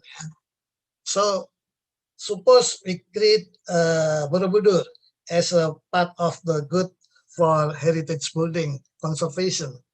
Do we have to put common good first? Do we have to put the inclusion first? Do we have to put the community wealth first? Do we putting labor before capital first? Okay. Do we use the finance to support? Do we use the property ownership share between local community or not? Or do it destroy the local environment? Yeah. I'm afraid if we don't use 7 principles, so our strategy to attract Borobudur tourism and so on is very difficult. But anyway, Jennifer already put another solution that when we have a pandemic crisis, so we can use the digital global market, digital communication between a buyer from global and we ask to produce product heritage from local. But as long as we use the digital solution, one of the way that we drive our export, when people no need to come to visit us to buy our souvenir, but using the application marketing is very useful. Okay, next, Rosita. This is 5, 6, 7 principle. I already mentioned about creating enterprise, democratic ownership. Like in Borobudur, we have a social, what we call it, cooperation, cooperation, and local state enterprise holding the process of conservation, not the central government, state enterprise, but also local enterprise, even the village enterprise, to share, and the community can share the production. And compared to extractive economy, the view that the property to be owned and sold by the property class, property owner, maximization corporation as a profit maximization wealth. But if we choose democratic economy, the maximization goal is to maximize welfare for local community, society. This is one of the principles if we choose heritage production, heritage goods, whatever, building, history, cultural, social events that we already discussed before, like Jennifer, even Batik, a lot of things that creative product heritage available and even in Borobudur area, beyond area. So the principle, the 7 principle, especially investing and lending for people and place, using ethical finance, means financial organizations or financial like bank, non-bank, they have to think about when they give credit, give the money from the, especially related to the SDGs, related to the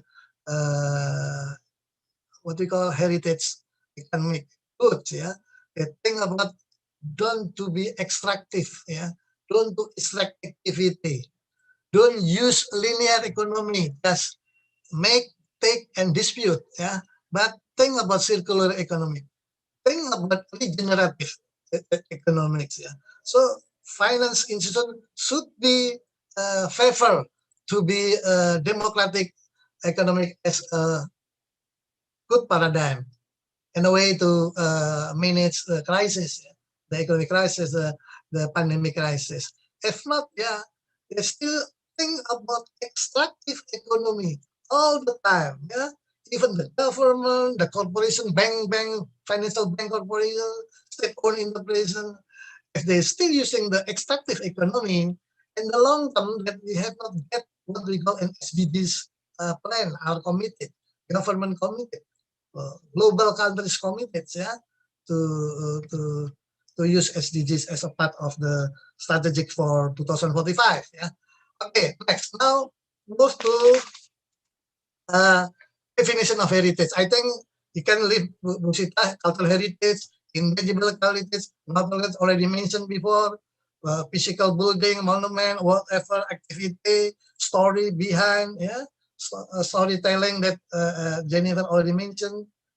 But at least think about heritage, we can see from tangible heritage and intangible heritage. Yeah, intangible heritage is quite unique. Yeah, authentic. Yeah, very very important to explore. That's why when we're talking about Borobudur heritage, or we're talking about heritage Indonesia, we have to see nothing like linear idea, like 1 + 1 is equal to, but at least we create many value. 1 + 1 is become or is equal 7 or something like that. Yeah. So intangible heritage, a lot of that you can promote. Yeah. Okay, economic heritage is emerged a field of research and application of the economic that Professor Donovan mentioned before. Yeah. Okay, next. And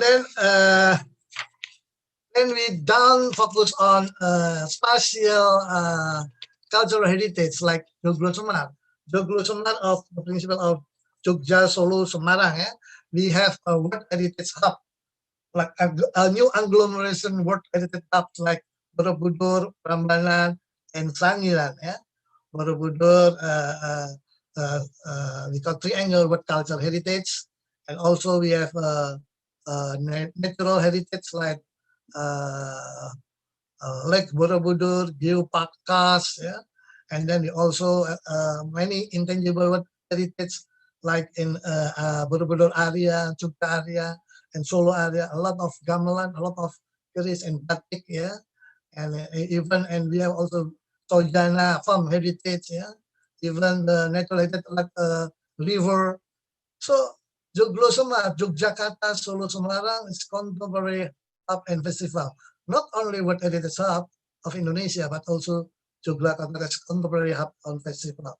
So we work at the Ministry of Transportation that Ministry of Transportation already built a big airport like in Jogja Airport, Solo Airport, and Semarang Airport. They're already connected by train. They will be connected by the toll road. It will be connected by bus. Yeah? So it's a good to focus on Jogja Semar as a part of World Heritage, as a part of cultural heritage that will be promote the kind of product when pandemic is happen. So we change our reset our paradigm, become a good paradigm or democratic paradigm. Okay, next. Continue, please, Mbak. Next. When we talk about heritage economics, we have a calculation. Yeah. Sometimes the government only thinking short-term mythic approach. Yeah. Bring a lot of massive tourism come to Borobudur. And even the investor, corporate, always think about the extractive economy, how to maximize the profit when they develop heritage economic product like Borobudur. But the other side, actually, we have another method calculations to think that not only feasible for the government side, not only feasible from corporate side, but also feasible for community side. That's why we need the methodology to calculate the impact of heritage economy. Something like total economic value. We have a lot of approach. I already got a presentation from Professor Donovan, how to calculate the benefit of heritage economics, yeah, especially building heritage economic using travel cost methods, yeah. But economic always use something like benefit cost analysis, how to create the benefit from the heritage. That's why heritage value need principle to be calculated to see the impact of heritage conservation, heritage building or whatever. Yeah. So according to, I put some of the formula from Professor, I got from YouTube by Professor from Malaysia. They explain very clear, especially how to calculate the heritage value using tangible, intangible approach. Tangible that we can calculate by price, monetary value, but the other side, we also have benefit from intangible, non-monetary value, like historical, social, cultural. So if we put together between tangible value, intangible value, we got the TEV, total economic value. To calculate total economic value, we can also another use approach, use value, direct value, option value, or indirect value. Non-use value, we can see that heritage is quite important for bequest value, our next generation, our child, yeah, our child, our next generation, and also output value and excess value. This is one of the measurements, yeah. So if we want to calculate the heritage economics product, yeah, you can use many approaches, yeah. But mostly economists prefer to use cost benefit analysis. Yeah. Sometimes we also have a contingent value, travel cost method that Professor Dona mentioned, hedonic regression as a tool regression, putting the model on theory, putting the variable, create the historical data and put the model into the calculation, yeah, and then maintenance and different methods, some of the approach. Yeah. Okay, next. Digital marketing concept. Yeah, I put digital marketing. When we marketize, like Jennifer mentioned, the problem is we have to understand about digital solutions. Yeah. But difficult for the SMI understand about digital. It's difficult for the producer, what we call heritage producer owner. It's quite difficult. So we want to need middle level. For instance, like young people, student, graduate student, understand, making to convey between the work buyer, demand side, global demand side, to understand what the global buyer needs. If we talking about the millennial person like young people become the middle level, to create the marketplace, to have the owner, the SMA owner or the batik owner or local owner to understand how to connecting the producer into the market.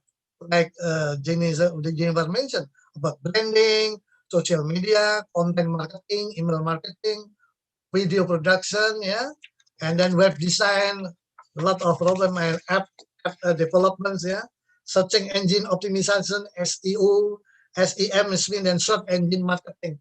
It's a type of digital. We can use the machine learning, we can use digital data, whether cloud computing, whatever. So make a close between global buyer and local producer, especially in heritage product. The problem is information is quite clear, quite close.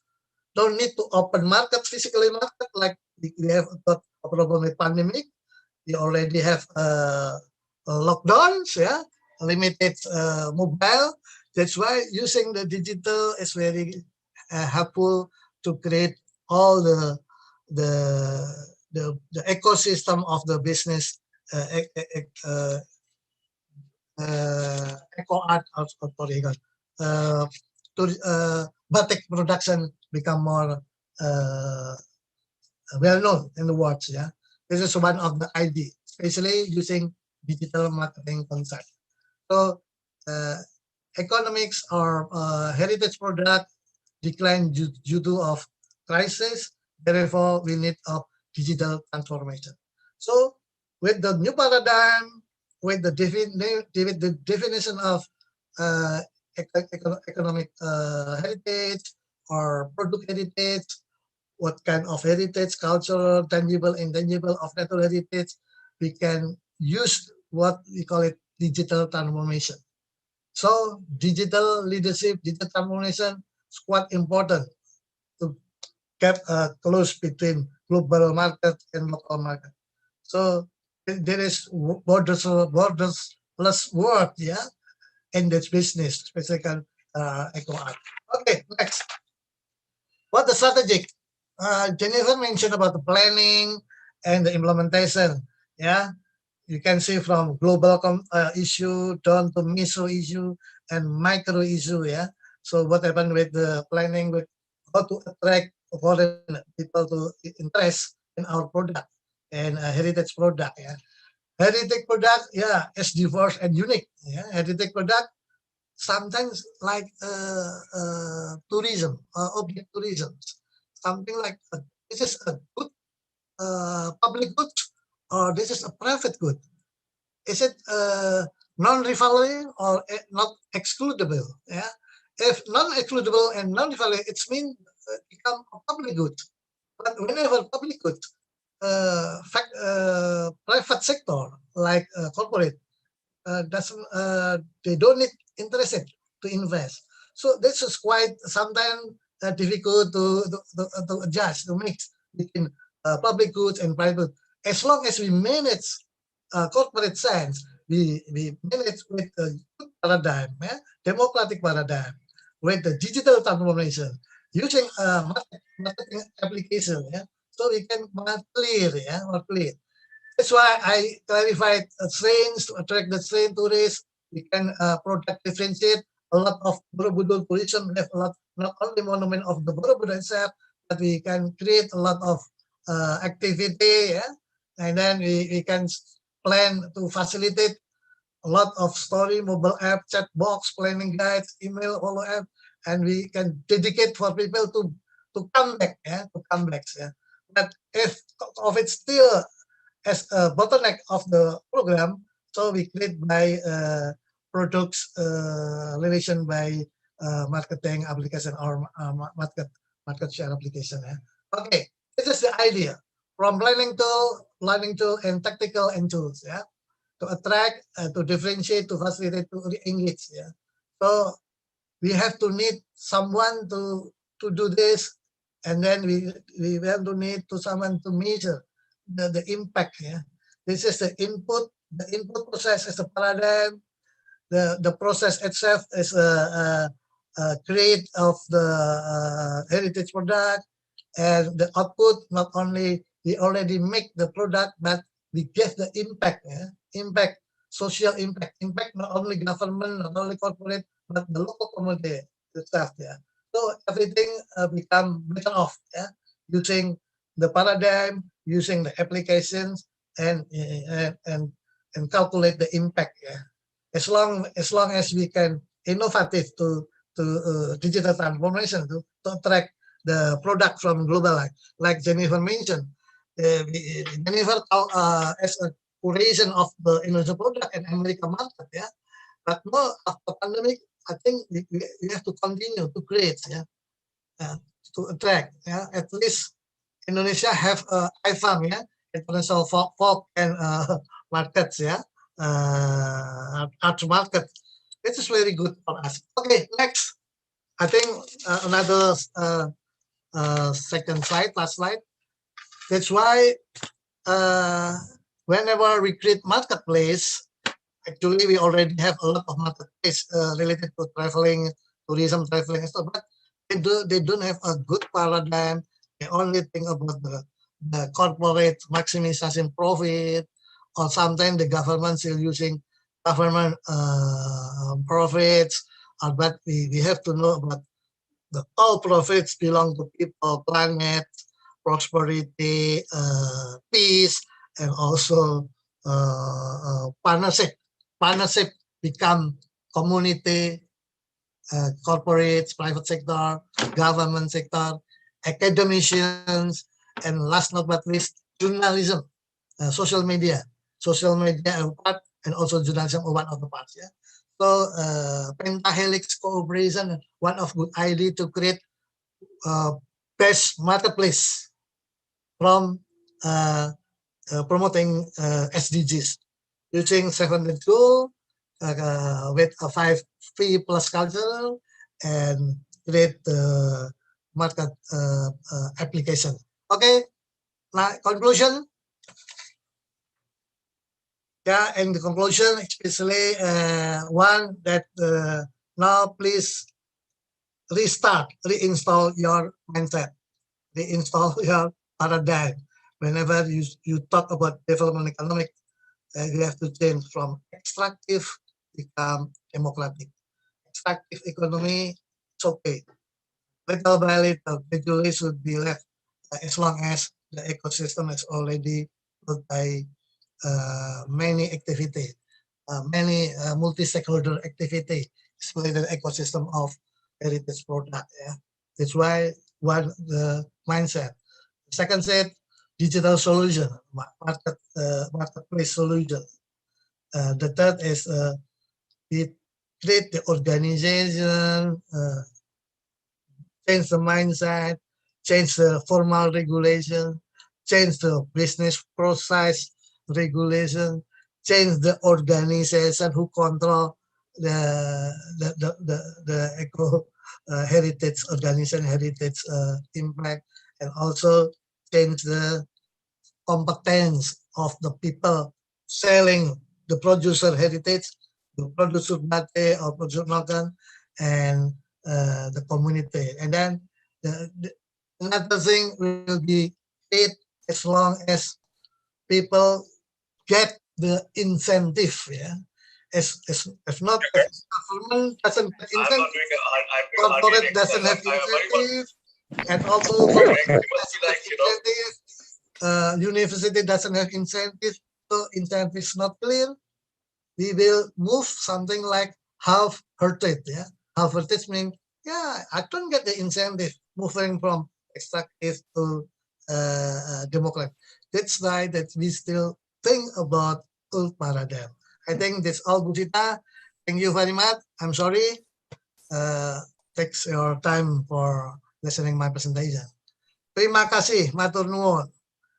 Thank you very much, Professor Vihana. Once again, we have to change, we have to move forward. We have to utilize the new paradigm of economic. We have to develop and create a marketplace that over-differentiate, that meets SDGs. We have to make a mapping of very potential heritage that we have. So a lot of works to reinstall in this kind to cope the crisis. And now I would like to call upon architect Etty from Boston, that she is an architect, already live in Boston for more than 40 years. And she is actually architects with very interesting attributes, because she is also urban designers and extensive experience in transportation infrastructure architectures and transit-oriented development projects across the US. And now she helped also for Indonesia. Ibu Etty, now we would like to have your thoughts after we are listening for very distinguished and insightful thoughts from the panelists. Time is yours, Ibu Etty. Terima kasih sekali, Bu Sita. I'm just amazed because you have managed to invite and gather such distinguished guests. I think this reflects on how much everybody respects you, that you can call on everybody to come and create this amazing panel. Thank you.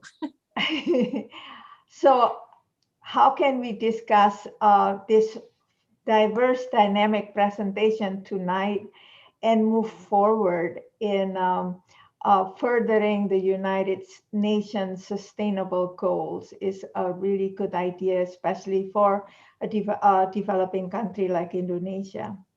I think the pandemic has laid bare the inequity around the world. And it's not just in Indonesia, but it's everywhere else. So we must go through now, I guess, a period of healing. And we have to emphasize how we can reach the United Nations Sustainable Development sooner. I think that will be really critical for us in terms of moving forward. I agree with everybody that we can no longer move or do things in the same manner anymore. We must seize this as actually an opportunity to reinvent, to re-envision, and to reset before we can move forward. One of the concerns actually is that without knowing, we might go back to where we left off and we just move forward, even though we think we might not be moving forward the same way, but we do, because we have so many pressure to potentially create revenue. And so all these have a potential conflict with each other. For instance, like the goal to maximize tourism to increase the revenue might be in conflict with the visitor capacity of these historic sites. And so this is something that we need to figure out and find the balance so that we can be a responsible steward of the historical resources. So we absolutely have to figure out, encourage, and manage a sustainable tourism.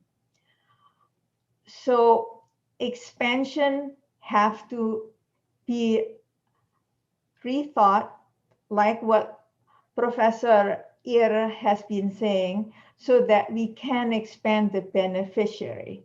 So more people should benefit. So we really need to figure out how to make sure we have democratic economy for the future. Professor Donovan, that was really, really great that he actually figured out that heritage tourism or like sustainable heritage actually can have the matrix that it is economically responsible. So it is not something that we should think of it as a side thing, but it actually to be a steward of our historic resources is actually will be beneficial, not just for us, but also for the future generation. And I think the way he broke it down so carefully, it is so easy to understand, I think, for lay people. And it's something that we can really seize and figure out how to use it to present this idea when we meet with people, because right now there's too many things that people just want to, you know, like in Boston especially, to want to level everything off and just make something that is completely new, bigger, denser, you know. And I think he made the argument that we need to like slow down, figure out how to preserve, conserve, and readapt and reuse. And I think that was tremendous presentation. And Anupama, I mean, I did not realize how much creative economy is in every, you know, in our society. And I do agree that we need to figure out how to move forward with that. Because eventually, without them, I mean, we will lose so much of the diversity. So I think that was a very important argument. And I do agree, like it has, especially to the people who are in the show business, performance art, it has been extremely, extremely difficult. I mean, and I think that's throughout the world. So I figure, you know, like putting our heads together to figure out how to link this with the other development, I think that might be a way to do it.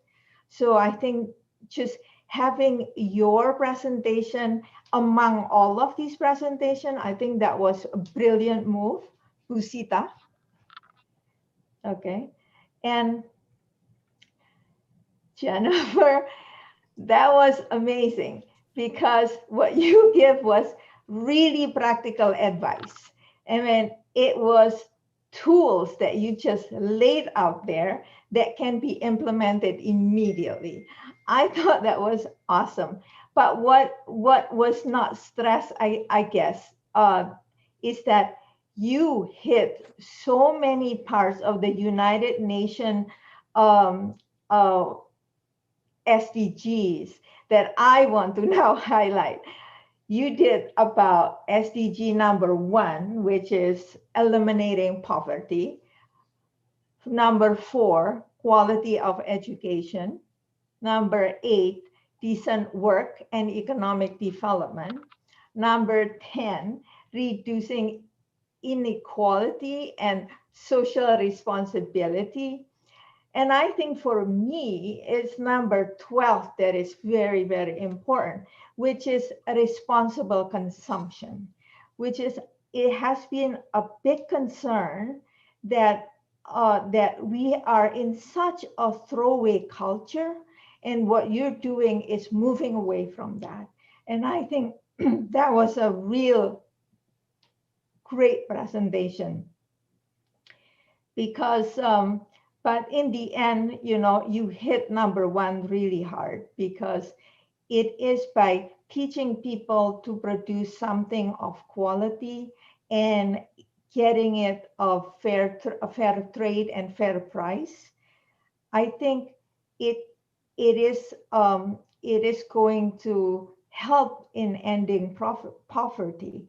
And I think this tied with what Professor Ear was talking about, which is not doing extractive economy, because you open it up to more people and creating democratic economy, which is also ensuring social equity. And Professor Ear, I think it was great that you were the last person, because what you did was hitting us with so many paradigm shifts. And I think what you did was a real great segue to the next part of this program. I think because coming out of this pandemic, we will be facing a lot of challenges. So it will be great if, now that we have all these distinguished guests that have presented great ideas from different perspectives, hopefully that the next segment will be talking more between panelists into how to translate this into concrete steps, how to find the right balance, and so that we can move forward more sustainably and more equitably. So anyway, I'm really looking forward to the action plan. Pusita, I'm turning it back to you. Awesome program. Thank you. Thank you, Bu Etty. This is like a homework for me then. Anyway, disaster is catastrophe. Disaster is also opportunity. A lot of you also mentioning that now we are in the time of healing periods. Opportunity need creativity. Donovan mentioned about innovations. Anupama also shared about many strategies that we're supposed to do. Workshop that already done yearly by Jennifer is part of those kind of creativities. But creativities also needs collaborations. So we are collaborate right now. And Ibu Etty mentioning that we need the concrete actions. And the ideas that already Professor Vihana mentioned, marketplace, heritage marketplace that is very special, that can be fostered to SDGs. So there will be a distinct marketplace that we're supposed to have. We do hope that Universitas Gadjah Mada and you all, everybody, we can realize that one as a concrete actions. And now, time, question and answers. Thank you, all the panelists in discussion. Now it's time for you all to discuss with the panelists and discussant. Please, who wants to? Because I saw still you can raise your hand as well as I couldn't find the ones in the chat or anyone's or from the panelists would like also to respond other panelists, please.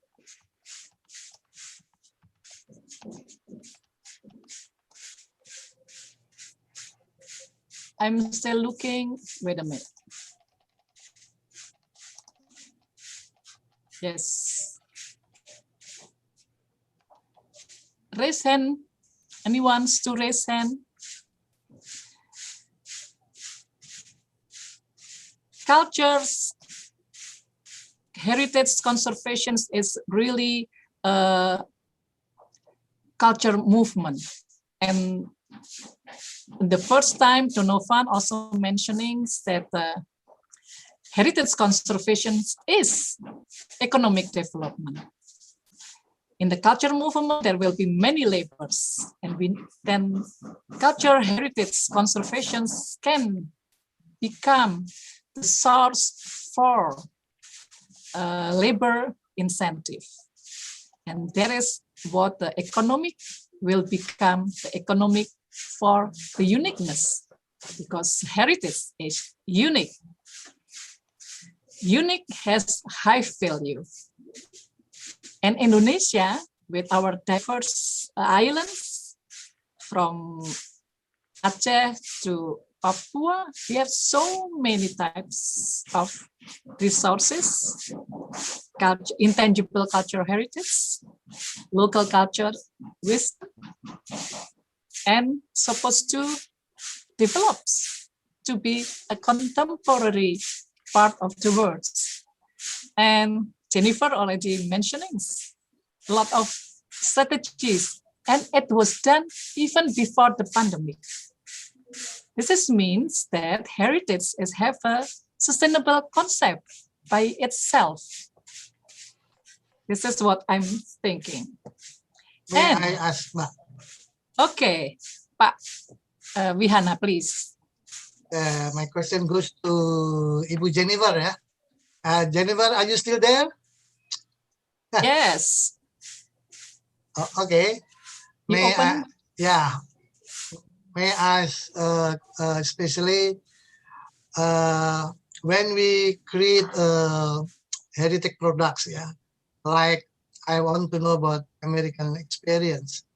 If we compare between Changi Airport and Indonesian Airport, yeah. Now we have to promote Indonesian product under heritage product, especially for the promotion in airport, yeah, in airport.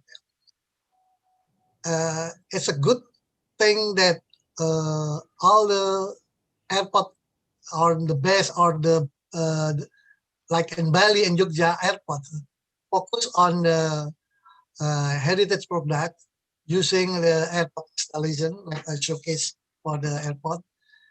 Is it used to attract according to your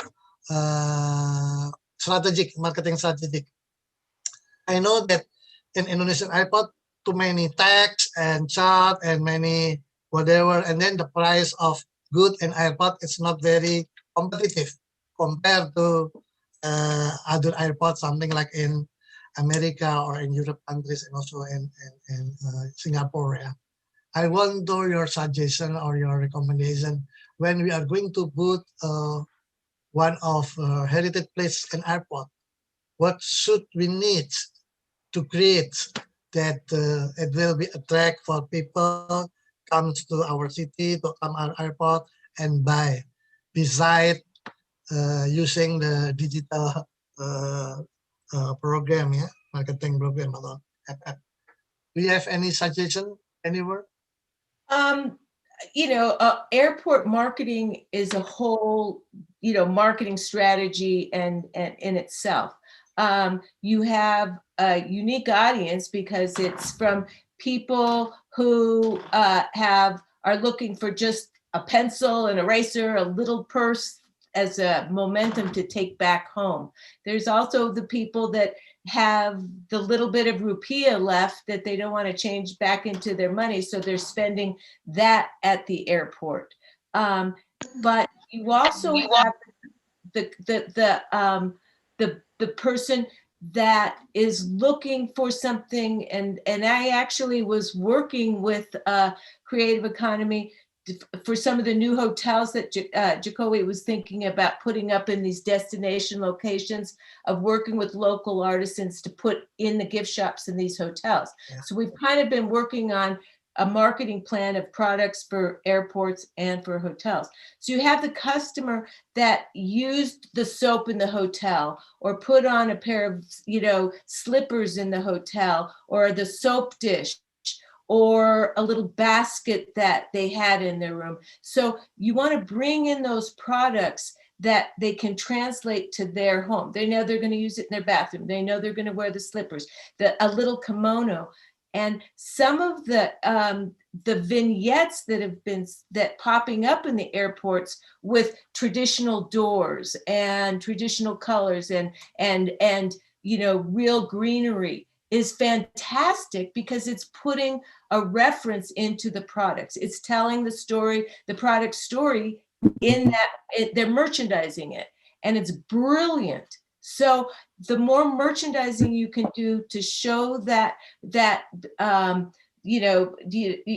buyer or person exiting the country, that's selling the product. So to me, that would be the strategy, is to put product in context, to put it into a vignette, and that's going to help sell products. And again, have a really, a batik silk scarf that's gorgeous, that's $500, have 4 of those in the shop, but then also have perhaps not the natural dye and not the silk, have it be rayon with a beautiful batik pattern that's not, starfish and seashells, but just muted natural colors that someone's going to take home, that goes with anything. So you have to think about your products, you have to think about your merchandising, but putting it into a vignette that puts it in context, to me, is a brilliant strategy. Okay, thank you very much. Thank you. Mm-hmm. Yeah. Sorry, anyone wants to comment on those questions of Professor Wihana from the panelists, maybe other panelists? If not, Tali, you raise your hand. Tali is a student, master students in Jerusalem, Israel. Okay, please, Tali. Hi, everyone. First of all, thank you for all the panelists for such an inspiring event. I would like to respond to the last issue of using the airports. I will say first that I've been involved in the past 27 years in tourism in Indonesia. So I think the airport can serve in a dual function. What has been talked about at the moment was using it in the shopping aspect. In this aspect, I can say that in the past 27 years, if I take Bali Airport as an example, it went through an amazing process of advancing to such an extent that if I compare it to what was about 20 years ago, at the moment, the airport is such an attractive place in Bali for people to shop. For all the reasons that you, Jennifer, just said now, it's all there. I mean, you just want to buy there, even if you can find the things cheaper. So Bali Airport can be a good example of how to turn the airport as a marketplace for tourists who go in and out, especially out. But there is another function to the airport, and I think this can be utilized as part of a campaign. I was talking to Ibu Sita yesterday in the students panel about the lack of campaign to use this opportunity of Jogja World Batik City. The last time I was in Indonesia with a group was in summer 2019, just a few months before the breakout of the pandemic. And I didn't know that Jogja is the World Batik City. I mean, it was like a secret. I come from tourism, so the travel agencies, the local travel agencies in Indonesia didn't spread any word. When I got to the airport, there was nothing. When I got to Jogja, there was nothing, no banner, no hotel, no shop anywhere. And I think the airport, if I compare to Bali, whenever they have any event, you land at the airport, the first thing, it's full of banners, and you can, this maybe doesn't bring in directly, it's not a shop, but this is the promotion to using the economy while you are there, and there are so many ways to do it. You can spread banners, pamphlets, advertising, different kinds of things. Just have, like, you have a map of Bali, have all the other things that you want to market and you want to include while you arrive to Yogyakarta for the batik. I think the batik can be a window or a door into a much more general aspect of the tourism. I think that at the moment, because Yogyakarta is identified mainly for the two world site temples, for Borobudur and Prambanan, this is the reason why people go to Yogyakarta. But in a way, I think this shadows all the other heritage possibilities, because everything is there. All the heritage is there, but it's not being promoted in the right angle that could make the tourists stay, for example, one night longer in Yogyakarta. This increases so much the value. If tourists are my groups, we stay one night. If we stay 2 nights, this doubles for all the hotels, for the restaurants, for everything. Now, in order to do this, if I think about what Etty said now about how to move forward. So yeah, it's true, this is the time of healing now, but we can use the healing time for exactly this, to plan and really create a master plan without acting, because it has to be slowed down, not so quickly, not in advance, not to rush with mass tourism, do it step by step. But I think one of the first things is to get everyone together, because these things affect and involve everyone. Travel agents should be involved because they're part of the marketing, hotel managers, restaurants, villages, the leaders of the villages, leading of the guides. Everyone has to be together because they all profit from the same thing. They all want the tourists to stay just one night longer. So the interest should involve everyone, and the first sector that should be involved is the government. It has to start from top down, and then when there is a master plan, it has to be broken down to operative committees that will really start the work, and it's a long work. There is a healing time that can start working on it. So this, I started with the airport and I ended up with a general thing. And I wanted to ask, before I hear all your comments, which are very interesting for me, I have a direct question for Jennifer. Maybe I missed something in your presentation. Who are those 3-day seminars for? I know they're for the artisans, but where are they taking place? In the United States or in Indonesia? No. So it's over the last 6 years, we've traveled throughout Indonesia. It's it's in Balikpapan. It's in we've been to Flores. We've been to Solo. We've been to Jakarta. We've been everywhere. Small provincial, Bandung, all over. So, and it's either provincial governments or the banks, BFI, NI, BRI have been sponsoring. So it's all over Indonesia. Yeah. Who participates? Let's say you have a seminar in Yogyakarta. How many people and how? It could be 150. It could be simulcast to 600 SMEs. We've literally touched thousands of artisans over the years.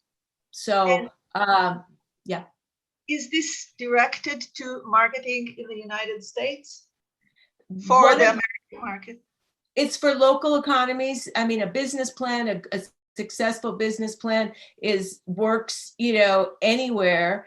But we curate part of the process, or one of the days of the seminar. Each artisan brings one piece of their work, and I go through each artisan individually and curate their work and tell them, why are you using synthetic fabric? Why are you using this color string? Why did you sew the zipper in this way? This isn't colors or, combinations we use in it. Every single artisan gets one-on-one time. And some of the, artisans that we can see, they have the capability for production. They understand quality. They have someone in the company that uses a computer or can communicate with buyers. We pick 2 or 3 from each SME. And then I work, usually I go in March or February. We designate the artisans that could potentially go to the United States. And then I work one-on-one with them for the next 3 or 4 or 5 months, and on their catalogs, their business cards, their communication skills. If they don't answer my emails in 2 or 3 days, we say, sorry, you need to work on. It's really hardcore. I mean, I'm pretty tough at that point, because I know it doesn't work. Why they need to work on it to be able to work with buyers, right? Or have production. And then we ultimately choose, I think, about 11 or 12 artisans that do end up in New York. So here is my question. Now that I understand it, let's face it, most of the artisans in Yogyakarta or in Bali are not going to be those who go to New York. So do the community get enough, or no, let me phrase it differently. How do you think it's possible to use your expertise in training the community, those that will not go to the United States, those that will not market directly on the internet or website to the American market, those that will be in the village and receive the tourists that enter the village, or be in the... They get inspired. I mean, we try to make it inspirational. We try to make it so they're not making, and excuse my French, this crappy tourist art that we don't need anymore. We try to use better materials, traditional craft. To me, if an artisan can go away with an inspiration or a sense of more pride in their product, or figure out how to have pride in themselves as an artist, to understand that is important to keep this tradition going for their local economy and do the best job they can do. That's okay. That's great. Yeah. In the experience in Indonesia, this kind of workshop actually needs longer time to make people understood what they're supposed to do. So in this case, it will take a long time. Maybe they have to do more and more discussion and also practical actions, and it's not easy. It's not easy. So that's why Jennifer also would like, why not stop? We have to continue this one. So now our homeworks.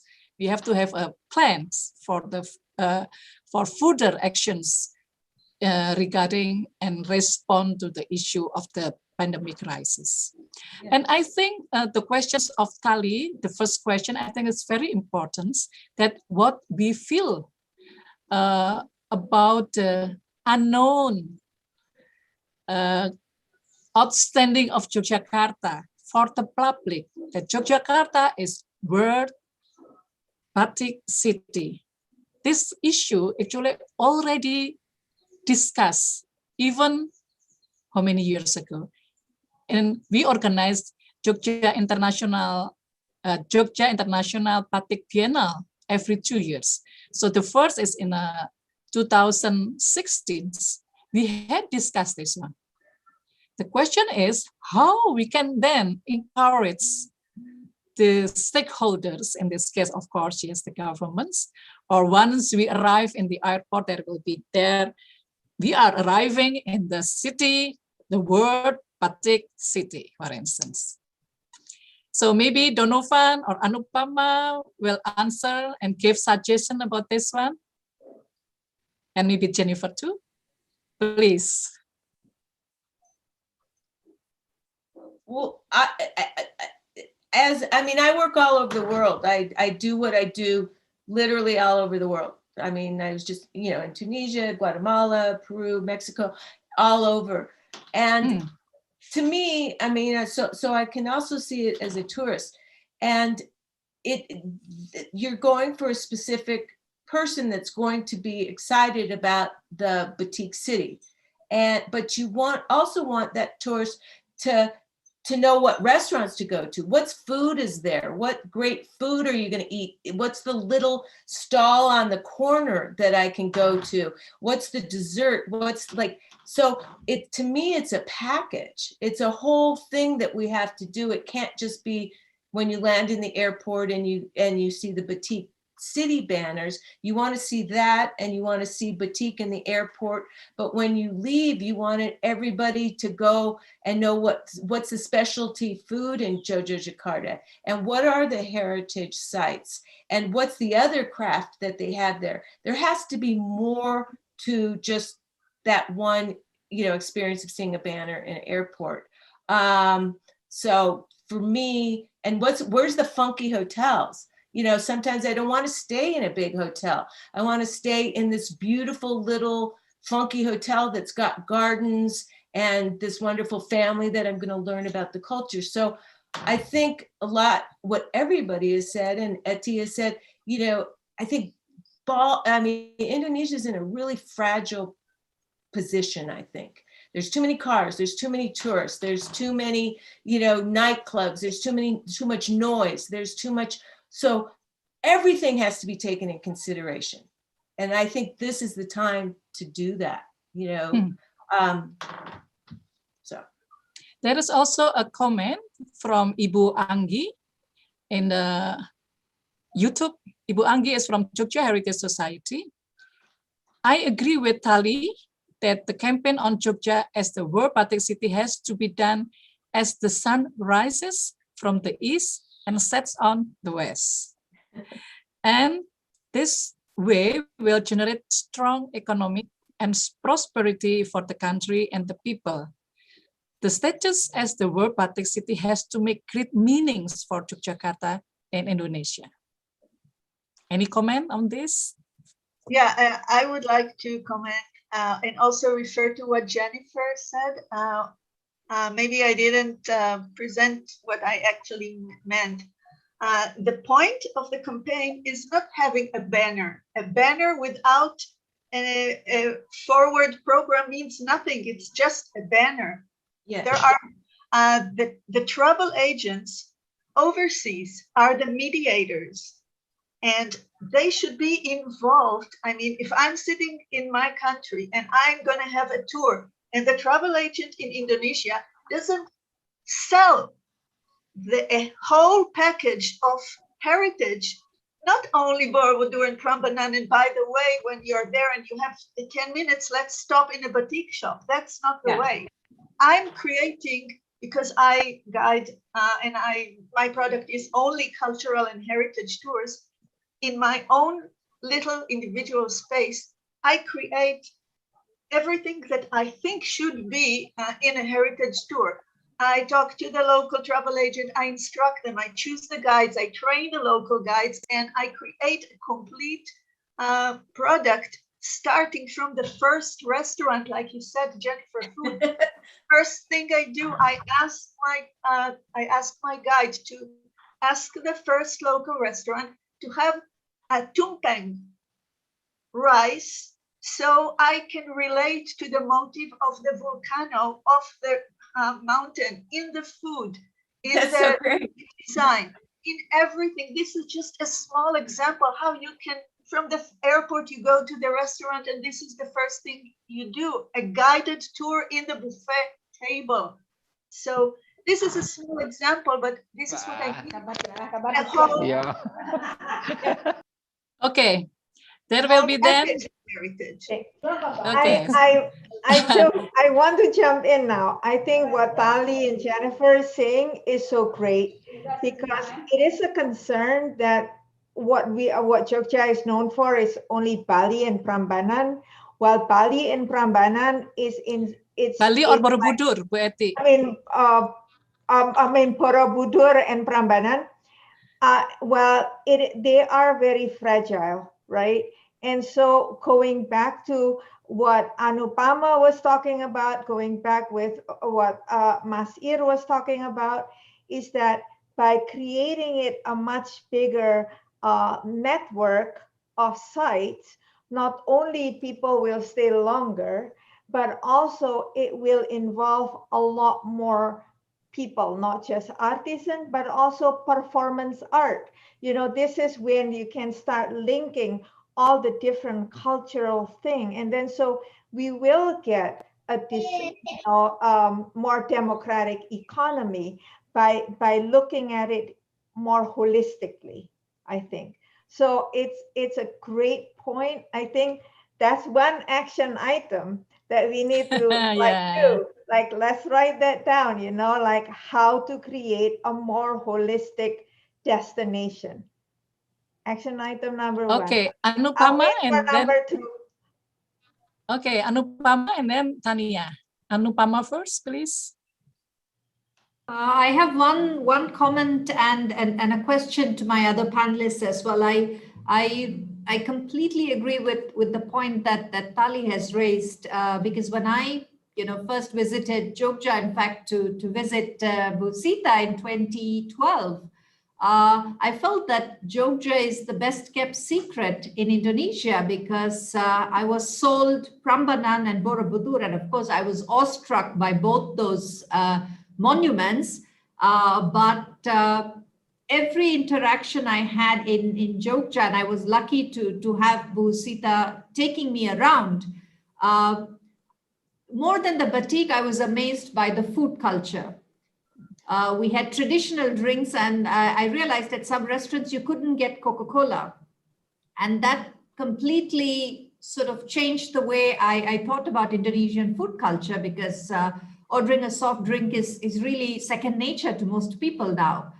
So I think in that sense, that end to end, as someone beautifully has said about, the sun rising in the east and setting in the west, I think that approach, particularly for Jogja, would be spectacular. And it's also now very much, I think, seen as an art city, a city of independent artists. So that's also something very much to put out there. A question I had for my other panelists and speakers who really work on the ground with artisans, how has this whole lockdown situation and the lack of international tourists affected the livelihood or the sustainability of some of the artisanal initiatives that you were mentioning? And has the export of some of their works, has that also been affected? Because looking at India, it's not only tourism that has been affected, but also on the other side, what artists were producing for export markets has also completely been disrupted because of the lockdown and the shutting down of workshops, and also because of health. Many of the artisans are sick and do not have any support. So I was wondering, given the current circumstances and what the world looks like for, let's say, the next year, How have some of these heritage projects been affected, and is this going to disrupt the models that you have built so carefully in the last years? Okay, thank you, Anupama. Tanya, your question will be the same, or do you have another question? If another question, maybe we will continue others to answer first. And I'm thinking also that Donovan, you can mentioning about your strategies. This is especially for mayor and regions about the beyond tourism, beyond monument, 7 strategies. To also to maybe we can learn from your experience in consulting advice the mayors and regions. Please. I have to tell you that I'm not a tourism person at all, and so I have no expertise in tourism. When we have to, because the client requires it, is we do the kind of measurement of the impacts of heritage-based tourism. But my whole purpose in life is to get past the point where you say economics and heritage in the same sentence, and the default response is, oh, you must mean heritage tourism. Yes, it's important. Yes, it can have major impacts locally, but there's dozens of ways that heritage can positively affect the local economy. And I want people to say, all right, fine, we got the tourism thing. What other parts of the heritage? Are we using that heritage to attract young artisans? Are we using the heritage to incubate small businesses? Are we using the heritage for affordable housing? Are we using heritage for education? These whole range of things that I think it's not that tourism's bad. It's just not the only game in town, but that's kind of what people think. Oh, heritage, that must mean we got to get a bunch of tourists. Well, maybe some places that's a great strategy, but it's not the only one. Having said all of that, and you don't have to agree kind of with the kind of new paradigm of economics, but to see that there really is an interesting lesson out of what we heard from Professor Khurana about that concept and heritage resources in particular. And that is, think about the difference between some investor, entrepreneur who builds a golf course, okay? He or she built the golf course. And if he's gotten as many people as can handle, he'll just expand the golf course. But his investment, he made the decision, he can expand it, and he's entitled to profits from that. No issue about that. Think about, however, the difference between that and heritage resources. Heritage resources didn't belong to the heritage resources don't belong to that entrepreneur. He or she is taking advantage of them, and that can be positive, but it's not theirs. And that's where the primary. Okay, go ahead. I don't know much about tourism, but I remember being on a panel once with an Englishman who spent his whole career in tourism, and he had a sentence that has just stuck in my head forever, and it was this. He said, if you do it for the locals, the tourists will come. If you do it for the tourists, only the tourists will come. So I think the kind of first step in all of the strategy is, what do we want to do for the locals?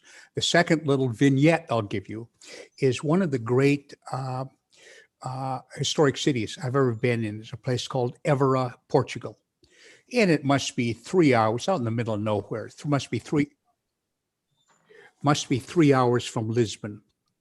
And it was in the middle of the cork plantings. And that's what for generations, and Évora is a Roman town, is built in the beginning of the Christian era, 2,000 years ago. And the cork in it for centuries, it was driven by the cork industry. Well, the wine industry changed, and even high-level wines use plastic, not cork, for the bottles. And so this devastated the economy around Évora. And so this mayor at the time said, well, Cork's not going to let us survive. And what do we have? We have this great Roman city, and there's an opportunity for tourism, but we're going to make two fundamental decisions. Number one is the biggest, we're going to make our decisions based on the beneficiaries of that tourism being local people. And number two, we know we'll probably have to add some hotels and stuff, but we're not going to disrupt the center of this wonderful walled city by putting that stuff inside. We're going to put it outside. And those two fundamental decisions from the beginning, in fact, just drove the city in a whole different direction. And another city I've visited a number of times, it's interesting, but I've seen how it's evolved over 20 years, and that's Lijiang, China in Yunnan province. A wonderful city, but the first time I went, you'd walk the little medieval-like streets in Lijiang, and here would be a dentist practicing pulling a tooth right next to the thing. And 5 years later, they're selling T-shirts about something. And that is that it's beyond its capacity. And so somebody mentioned earlier about making that decision. You absolutely have the responsibility, particularly with a heritage-based tourism, is to say there is a finite capacity. We can accommodate 50,000 a year or 500,000 a year. I don't know what the number is, but there is a finite number. And against the protests of the hoteliers and the Chamber of Commerce and others, you have to say, no, we cannot sacrifice the long-term stewardship of these heritage resources that don't belong to the hotel guy. They don't belong to the restaurant guy. They don't belong to American Airlines. They belong to the community, if anyone. And we have to think about the long-term stewardship in that as a fundamental policy decision from the beginning. Okay, thank you. It's interesting from the point of view, not a tourist expert you mentioned. And Anupama asking about the issues in the current conditions of the pandemic. Any panelists would like to respond? How is the product and how is the conditions of heritage in Indonesia? Okay, let me contribute idea, but not experience.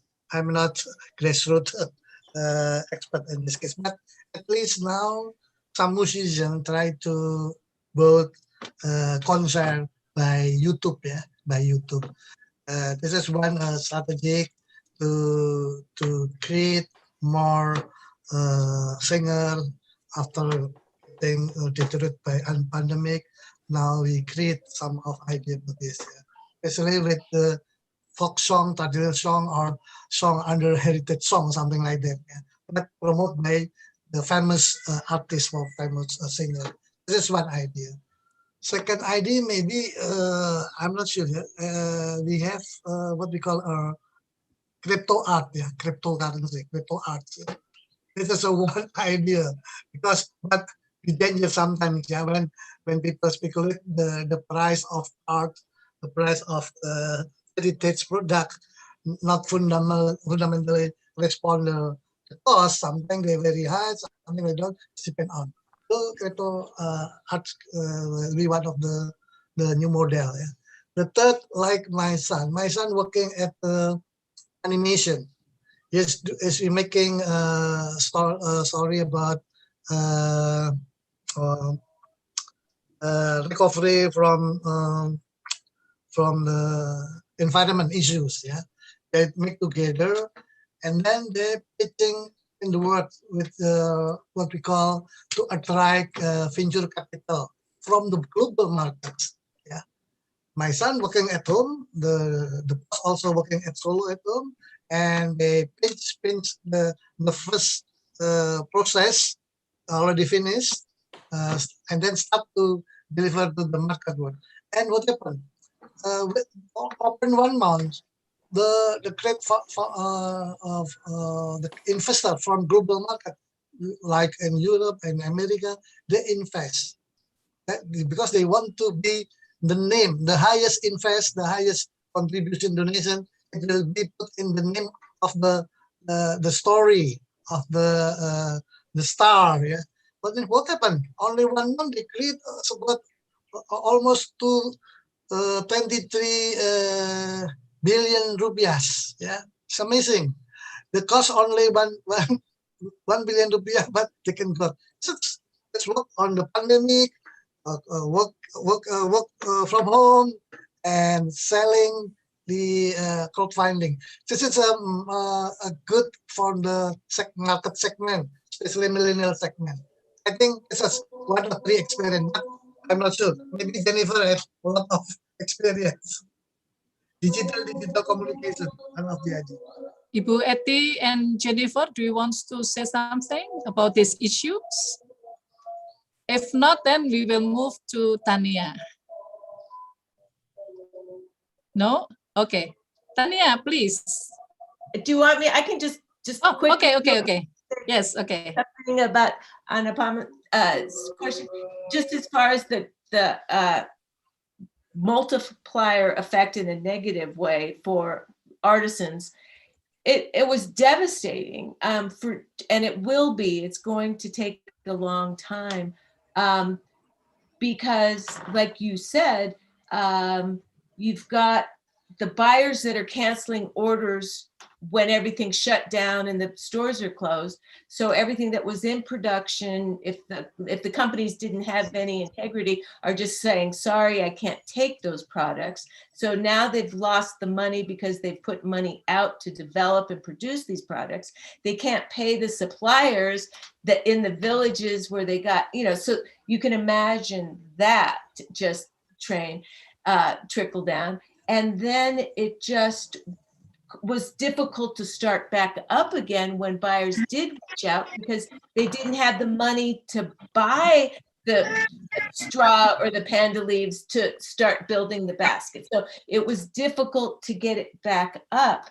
And then because there were no in-person exhibitions or shows for the artisans, they had to, we actually had a lot of seminars and a lot of communications and Zoom calls that we had to put this digital infrastructure together. And there was so much other stuff going on and figuring out how to give immunizations and these people getting sick and what about the hospitals, that we couldn't put together the strategy to offer the website building for the artisans. And so it just was a mess. And just like you mentioned India, I have a friend, I was just talking to her, who is a textile producer, but she grows her own indigo, and she has gotten immunizations, but there's none for her workers. She actually has to try to find the vaccines and pay for it to immunize her workers. So it's going to take a long time for this to settle down and get back into any kind of distribution line, every direction you can possibly think of, as far as craft. Thank you, Jennifer. Anupama, do you want to respond or? Okay. No. Okay. Okay. Now it's time for Tania. Please. She's from India. She's an artist. Please. Thank you, Ibu Sita. I'm an artist and I'm doing PhD in natural dyes. I also work with natural dyes as an artist. And I have a question for Jennifer and any of the other panelists may respond. My question is, if you are promoting natural dyes or natural material, how did you first convince, if you can give me an example, if you have convinced an artisan to go back to using natural material or natural dyes, and how do you convince or how do you sell this story to the buyer? So what are the specific inputs you are putting in each time?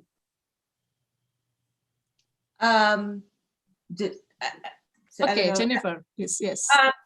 Well, I mean, Sita could probably, answer this question as well, because their, company certainly uses natural dyes. Well, natural dyes,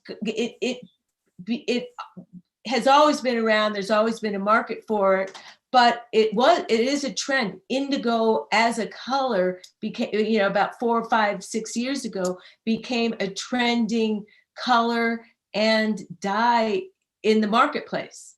So the trend kind of put the story out, and then the story was one of making sure that you reclaimed your chemical dyes. How are you reclaiming your chemicals? So it got to be, when you're dyeing, because there's an extraction process that, some companies are doing a good job, some are not.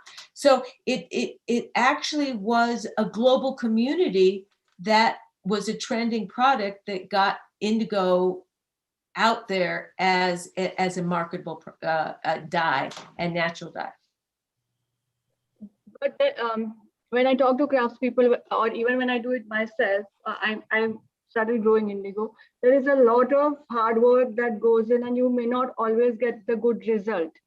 So how do you convince the artist or the artisan to put in that effort, and are they getting the monetary benefit for doing this? Absolutely, yes.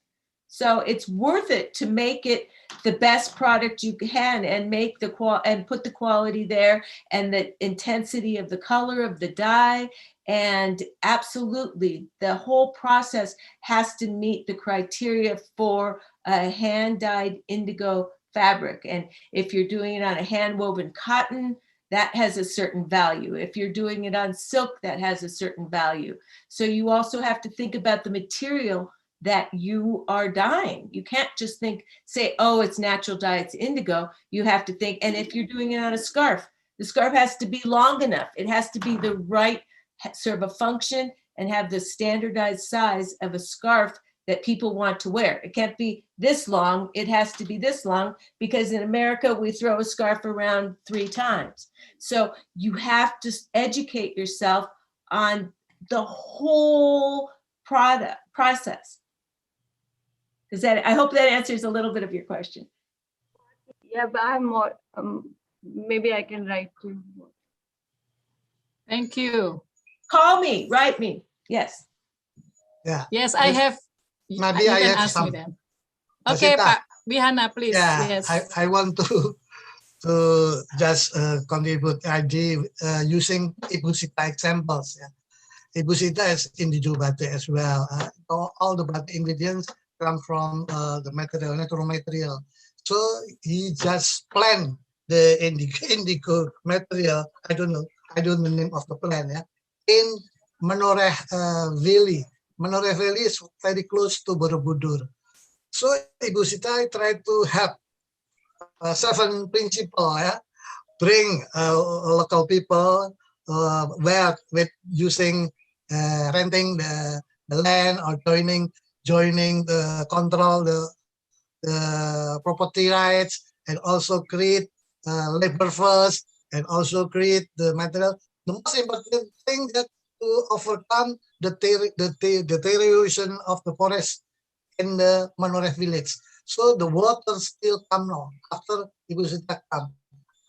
I'm not sure. It depends already how many years, Ibu Sita.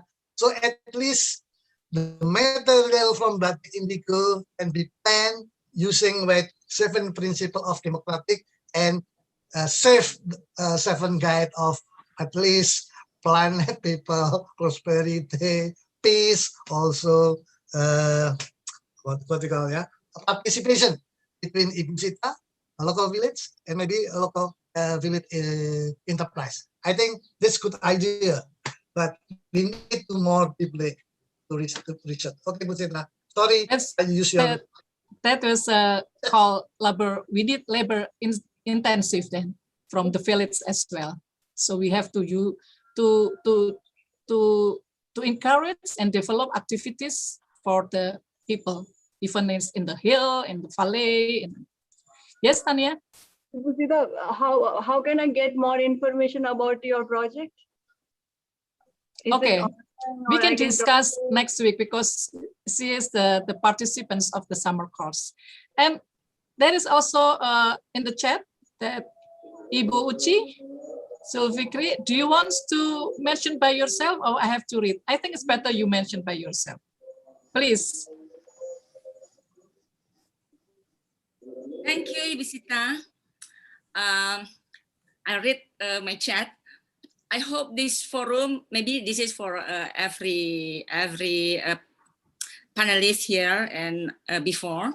I hope this forum will also pay attention to the impact of the invention of the copy product produced by industrial machine. For example, batik printing against artisan batik as intangible heritage that is produced manually by traditional batik craftsmen. How to protect them, or they need to protect or not. Contrary, it becomes a dilemma for us when the demand of a large number of needs cannot be met by artisan or craftsmen, as well as the selling price, where the price of produce made by industry is much cheaper and also made faster than the artisan. Thank you, Ibu Sita. Yes, this is very important questions. So who wants to answer, please? Anupama, Jennifer, Donovan, Ibu Eti, Pak Wihana, please. You know, a batik is going to be expensive. It's handmade. I mean, it's going to take a long time. The time it takes is going to reflect in the price. So that's one thing. But I will say that I think that doing handmade batik, and I have visited places in Solo or Jogja, that it needs to be monitored. It's one of some of the larger companies, it's some of the most unhealthy working conditions I've ever seen. Closed rooms, very little ventilation, children in the room with the batik workers, you know, the fumes from the flame. It is a really, you know, I mean, this is a whole other conversation, but it really is a industry that needs to be monitored as far as its working condition and its wages when you look at it on a large scale. So. Yes. Anyone more? Anupama, Donovan?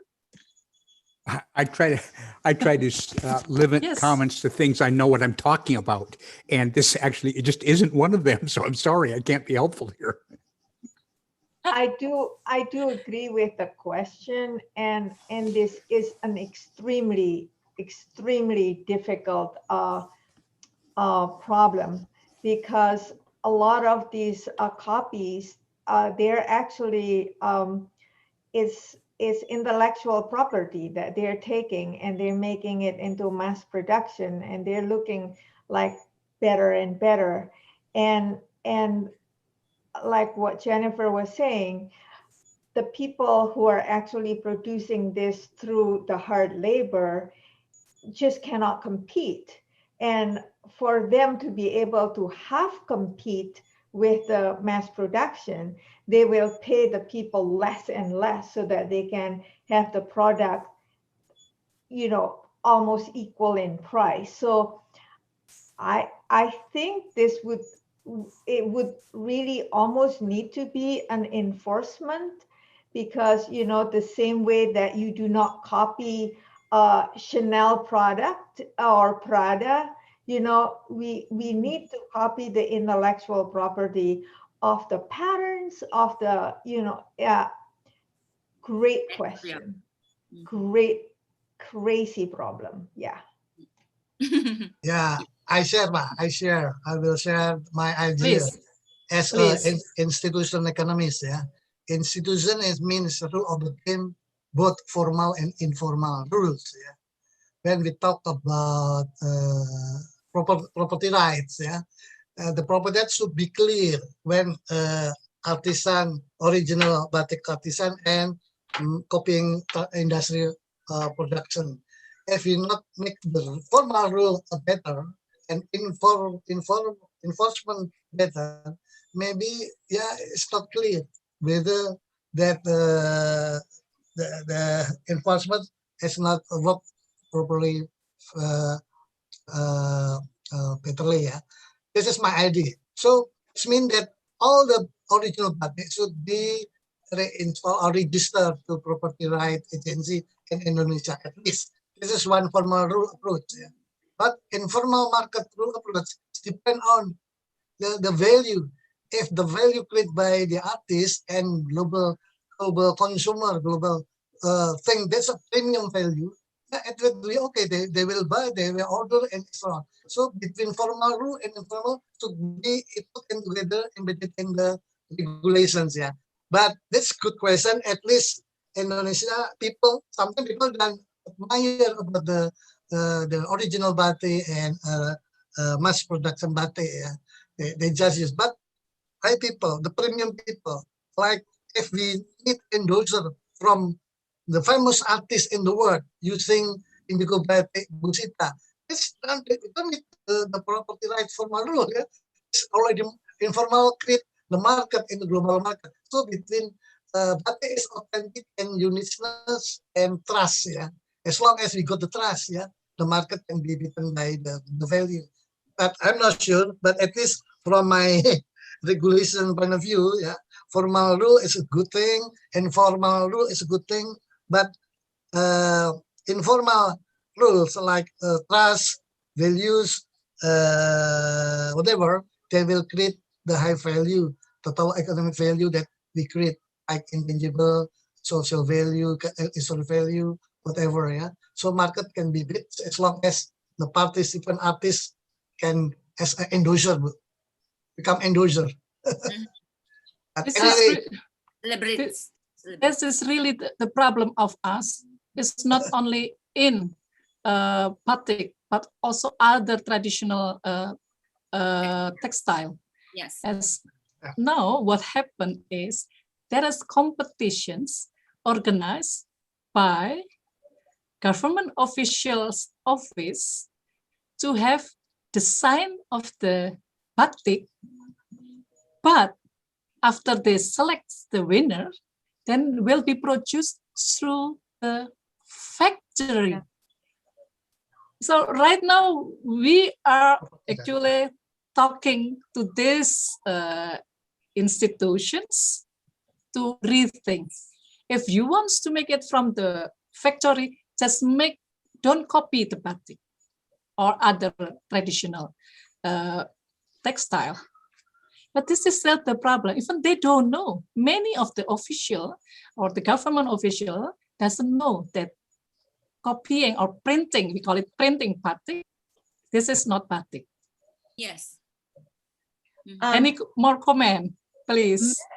Mexico has done a really good job with government support on protecting and having lawsuits and indigenous design. So I just looked it up. I mean, go online and look at Mexico and what some of their government lawsuits were and how they navigated this. So there are examples, and there are certain countries that are starting to protect indigenous motifs and patterns. So I think there's some information out there because it is pretty it's global. Thank you. It's very important. Yes.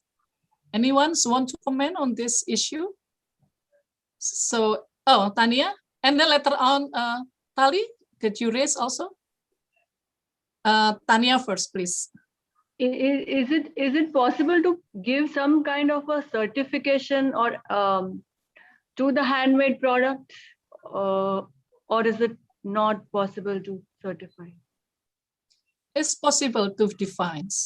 The original products is the original products is the ones that making with we call it malam, the wax. So it's color blocking. So the one is the system is you made the first the coloring. Coloring is not the ones that block with the wax. So this is the batik. Without this process, this is not the batik. Because the design of the batik can be new design. but the process supposed to be with this kind of process. So this is the originals of the batik. Difference with, we have the motif or design of the batik, but then produced by the factories in many, many metals, for instance. This is big problem in Indonesia right now. Once again, it's not only for batik, but also others. Yes, yes, it is there in weaving also. It's there. Yeah, weaving, ikat, and songket, and many others. So the reason usually they always say economy, but it's not there. Because we have to involve also the weaver, we have to involve also the farmer who works with the natural dye and various things. Okay, any more comment? Now it's already 12 o'clock in Indonesia. So we have been 4 hours discussions. So if no more question and comments, I won't make any conclusions, because the conclusion will be by our participant of the summer course, that they have to make a report to give it to us. However, we are I just can say thank you very much. And like Ibu Eti mentioned, we have to have more actions. Yes, we will have actions. And Jennifer also already, I don't want my words already every years, many years will be stopped just because of pandemic. Now we have to reset. We have to prepare. We have to, yes, we need collaboration from all of you. So maybe one day we will invite you again to have something that more practice, more action plans, that what we're gonna do. And of course, like I mentioned previously, that we would like to make the heritage marketplace that meet SDGs. And this is for information. We would like to invite you all to attend the closing ceremony that will be organized in June 13th. We will send information, of course, in the evening, 7 p.m. West Indonesian time. There will be a virtual fashion shows with for millennials that we do hope we can organize. And we are very honored also that our Minister of the Foreign Affairs, Ibu Retno Marsudi, she will give keynote remarks, especially to the issues of the batik as culture democracy for the global. So please come on the 13th of the June.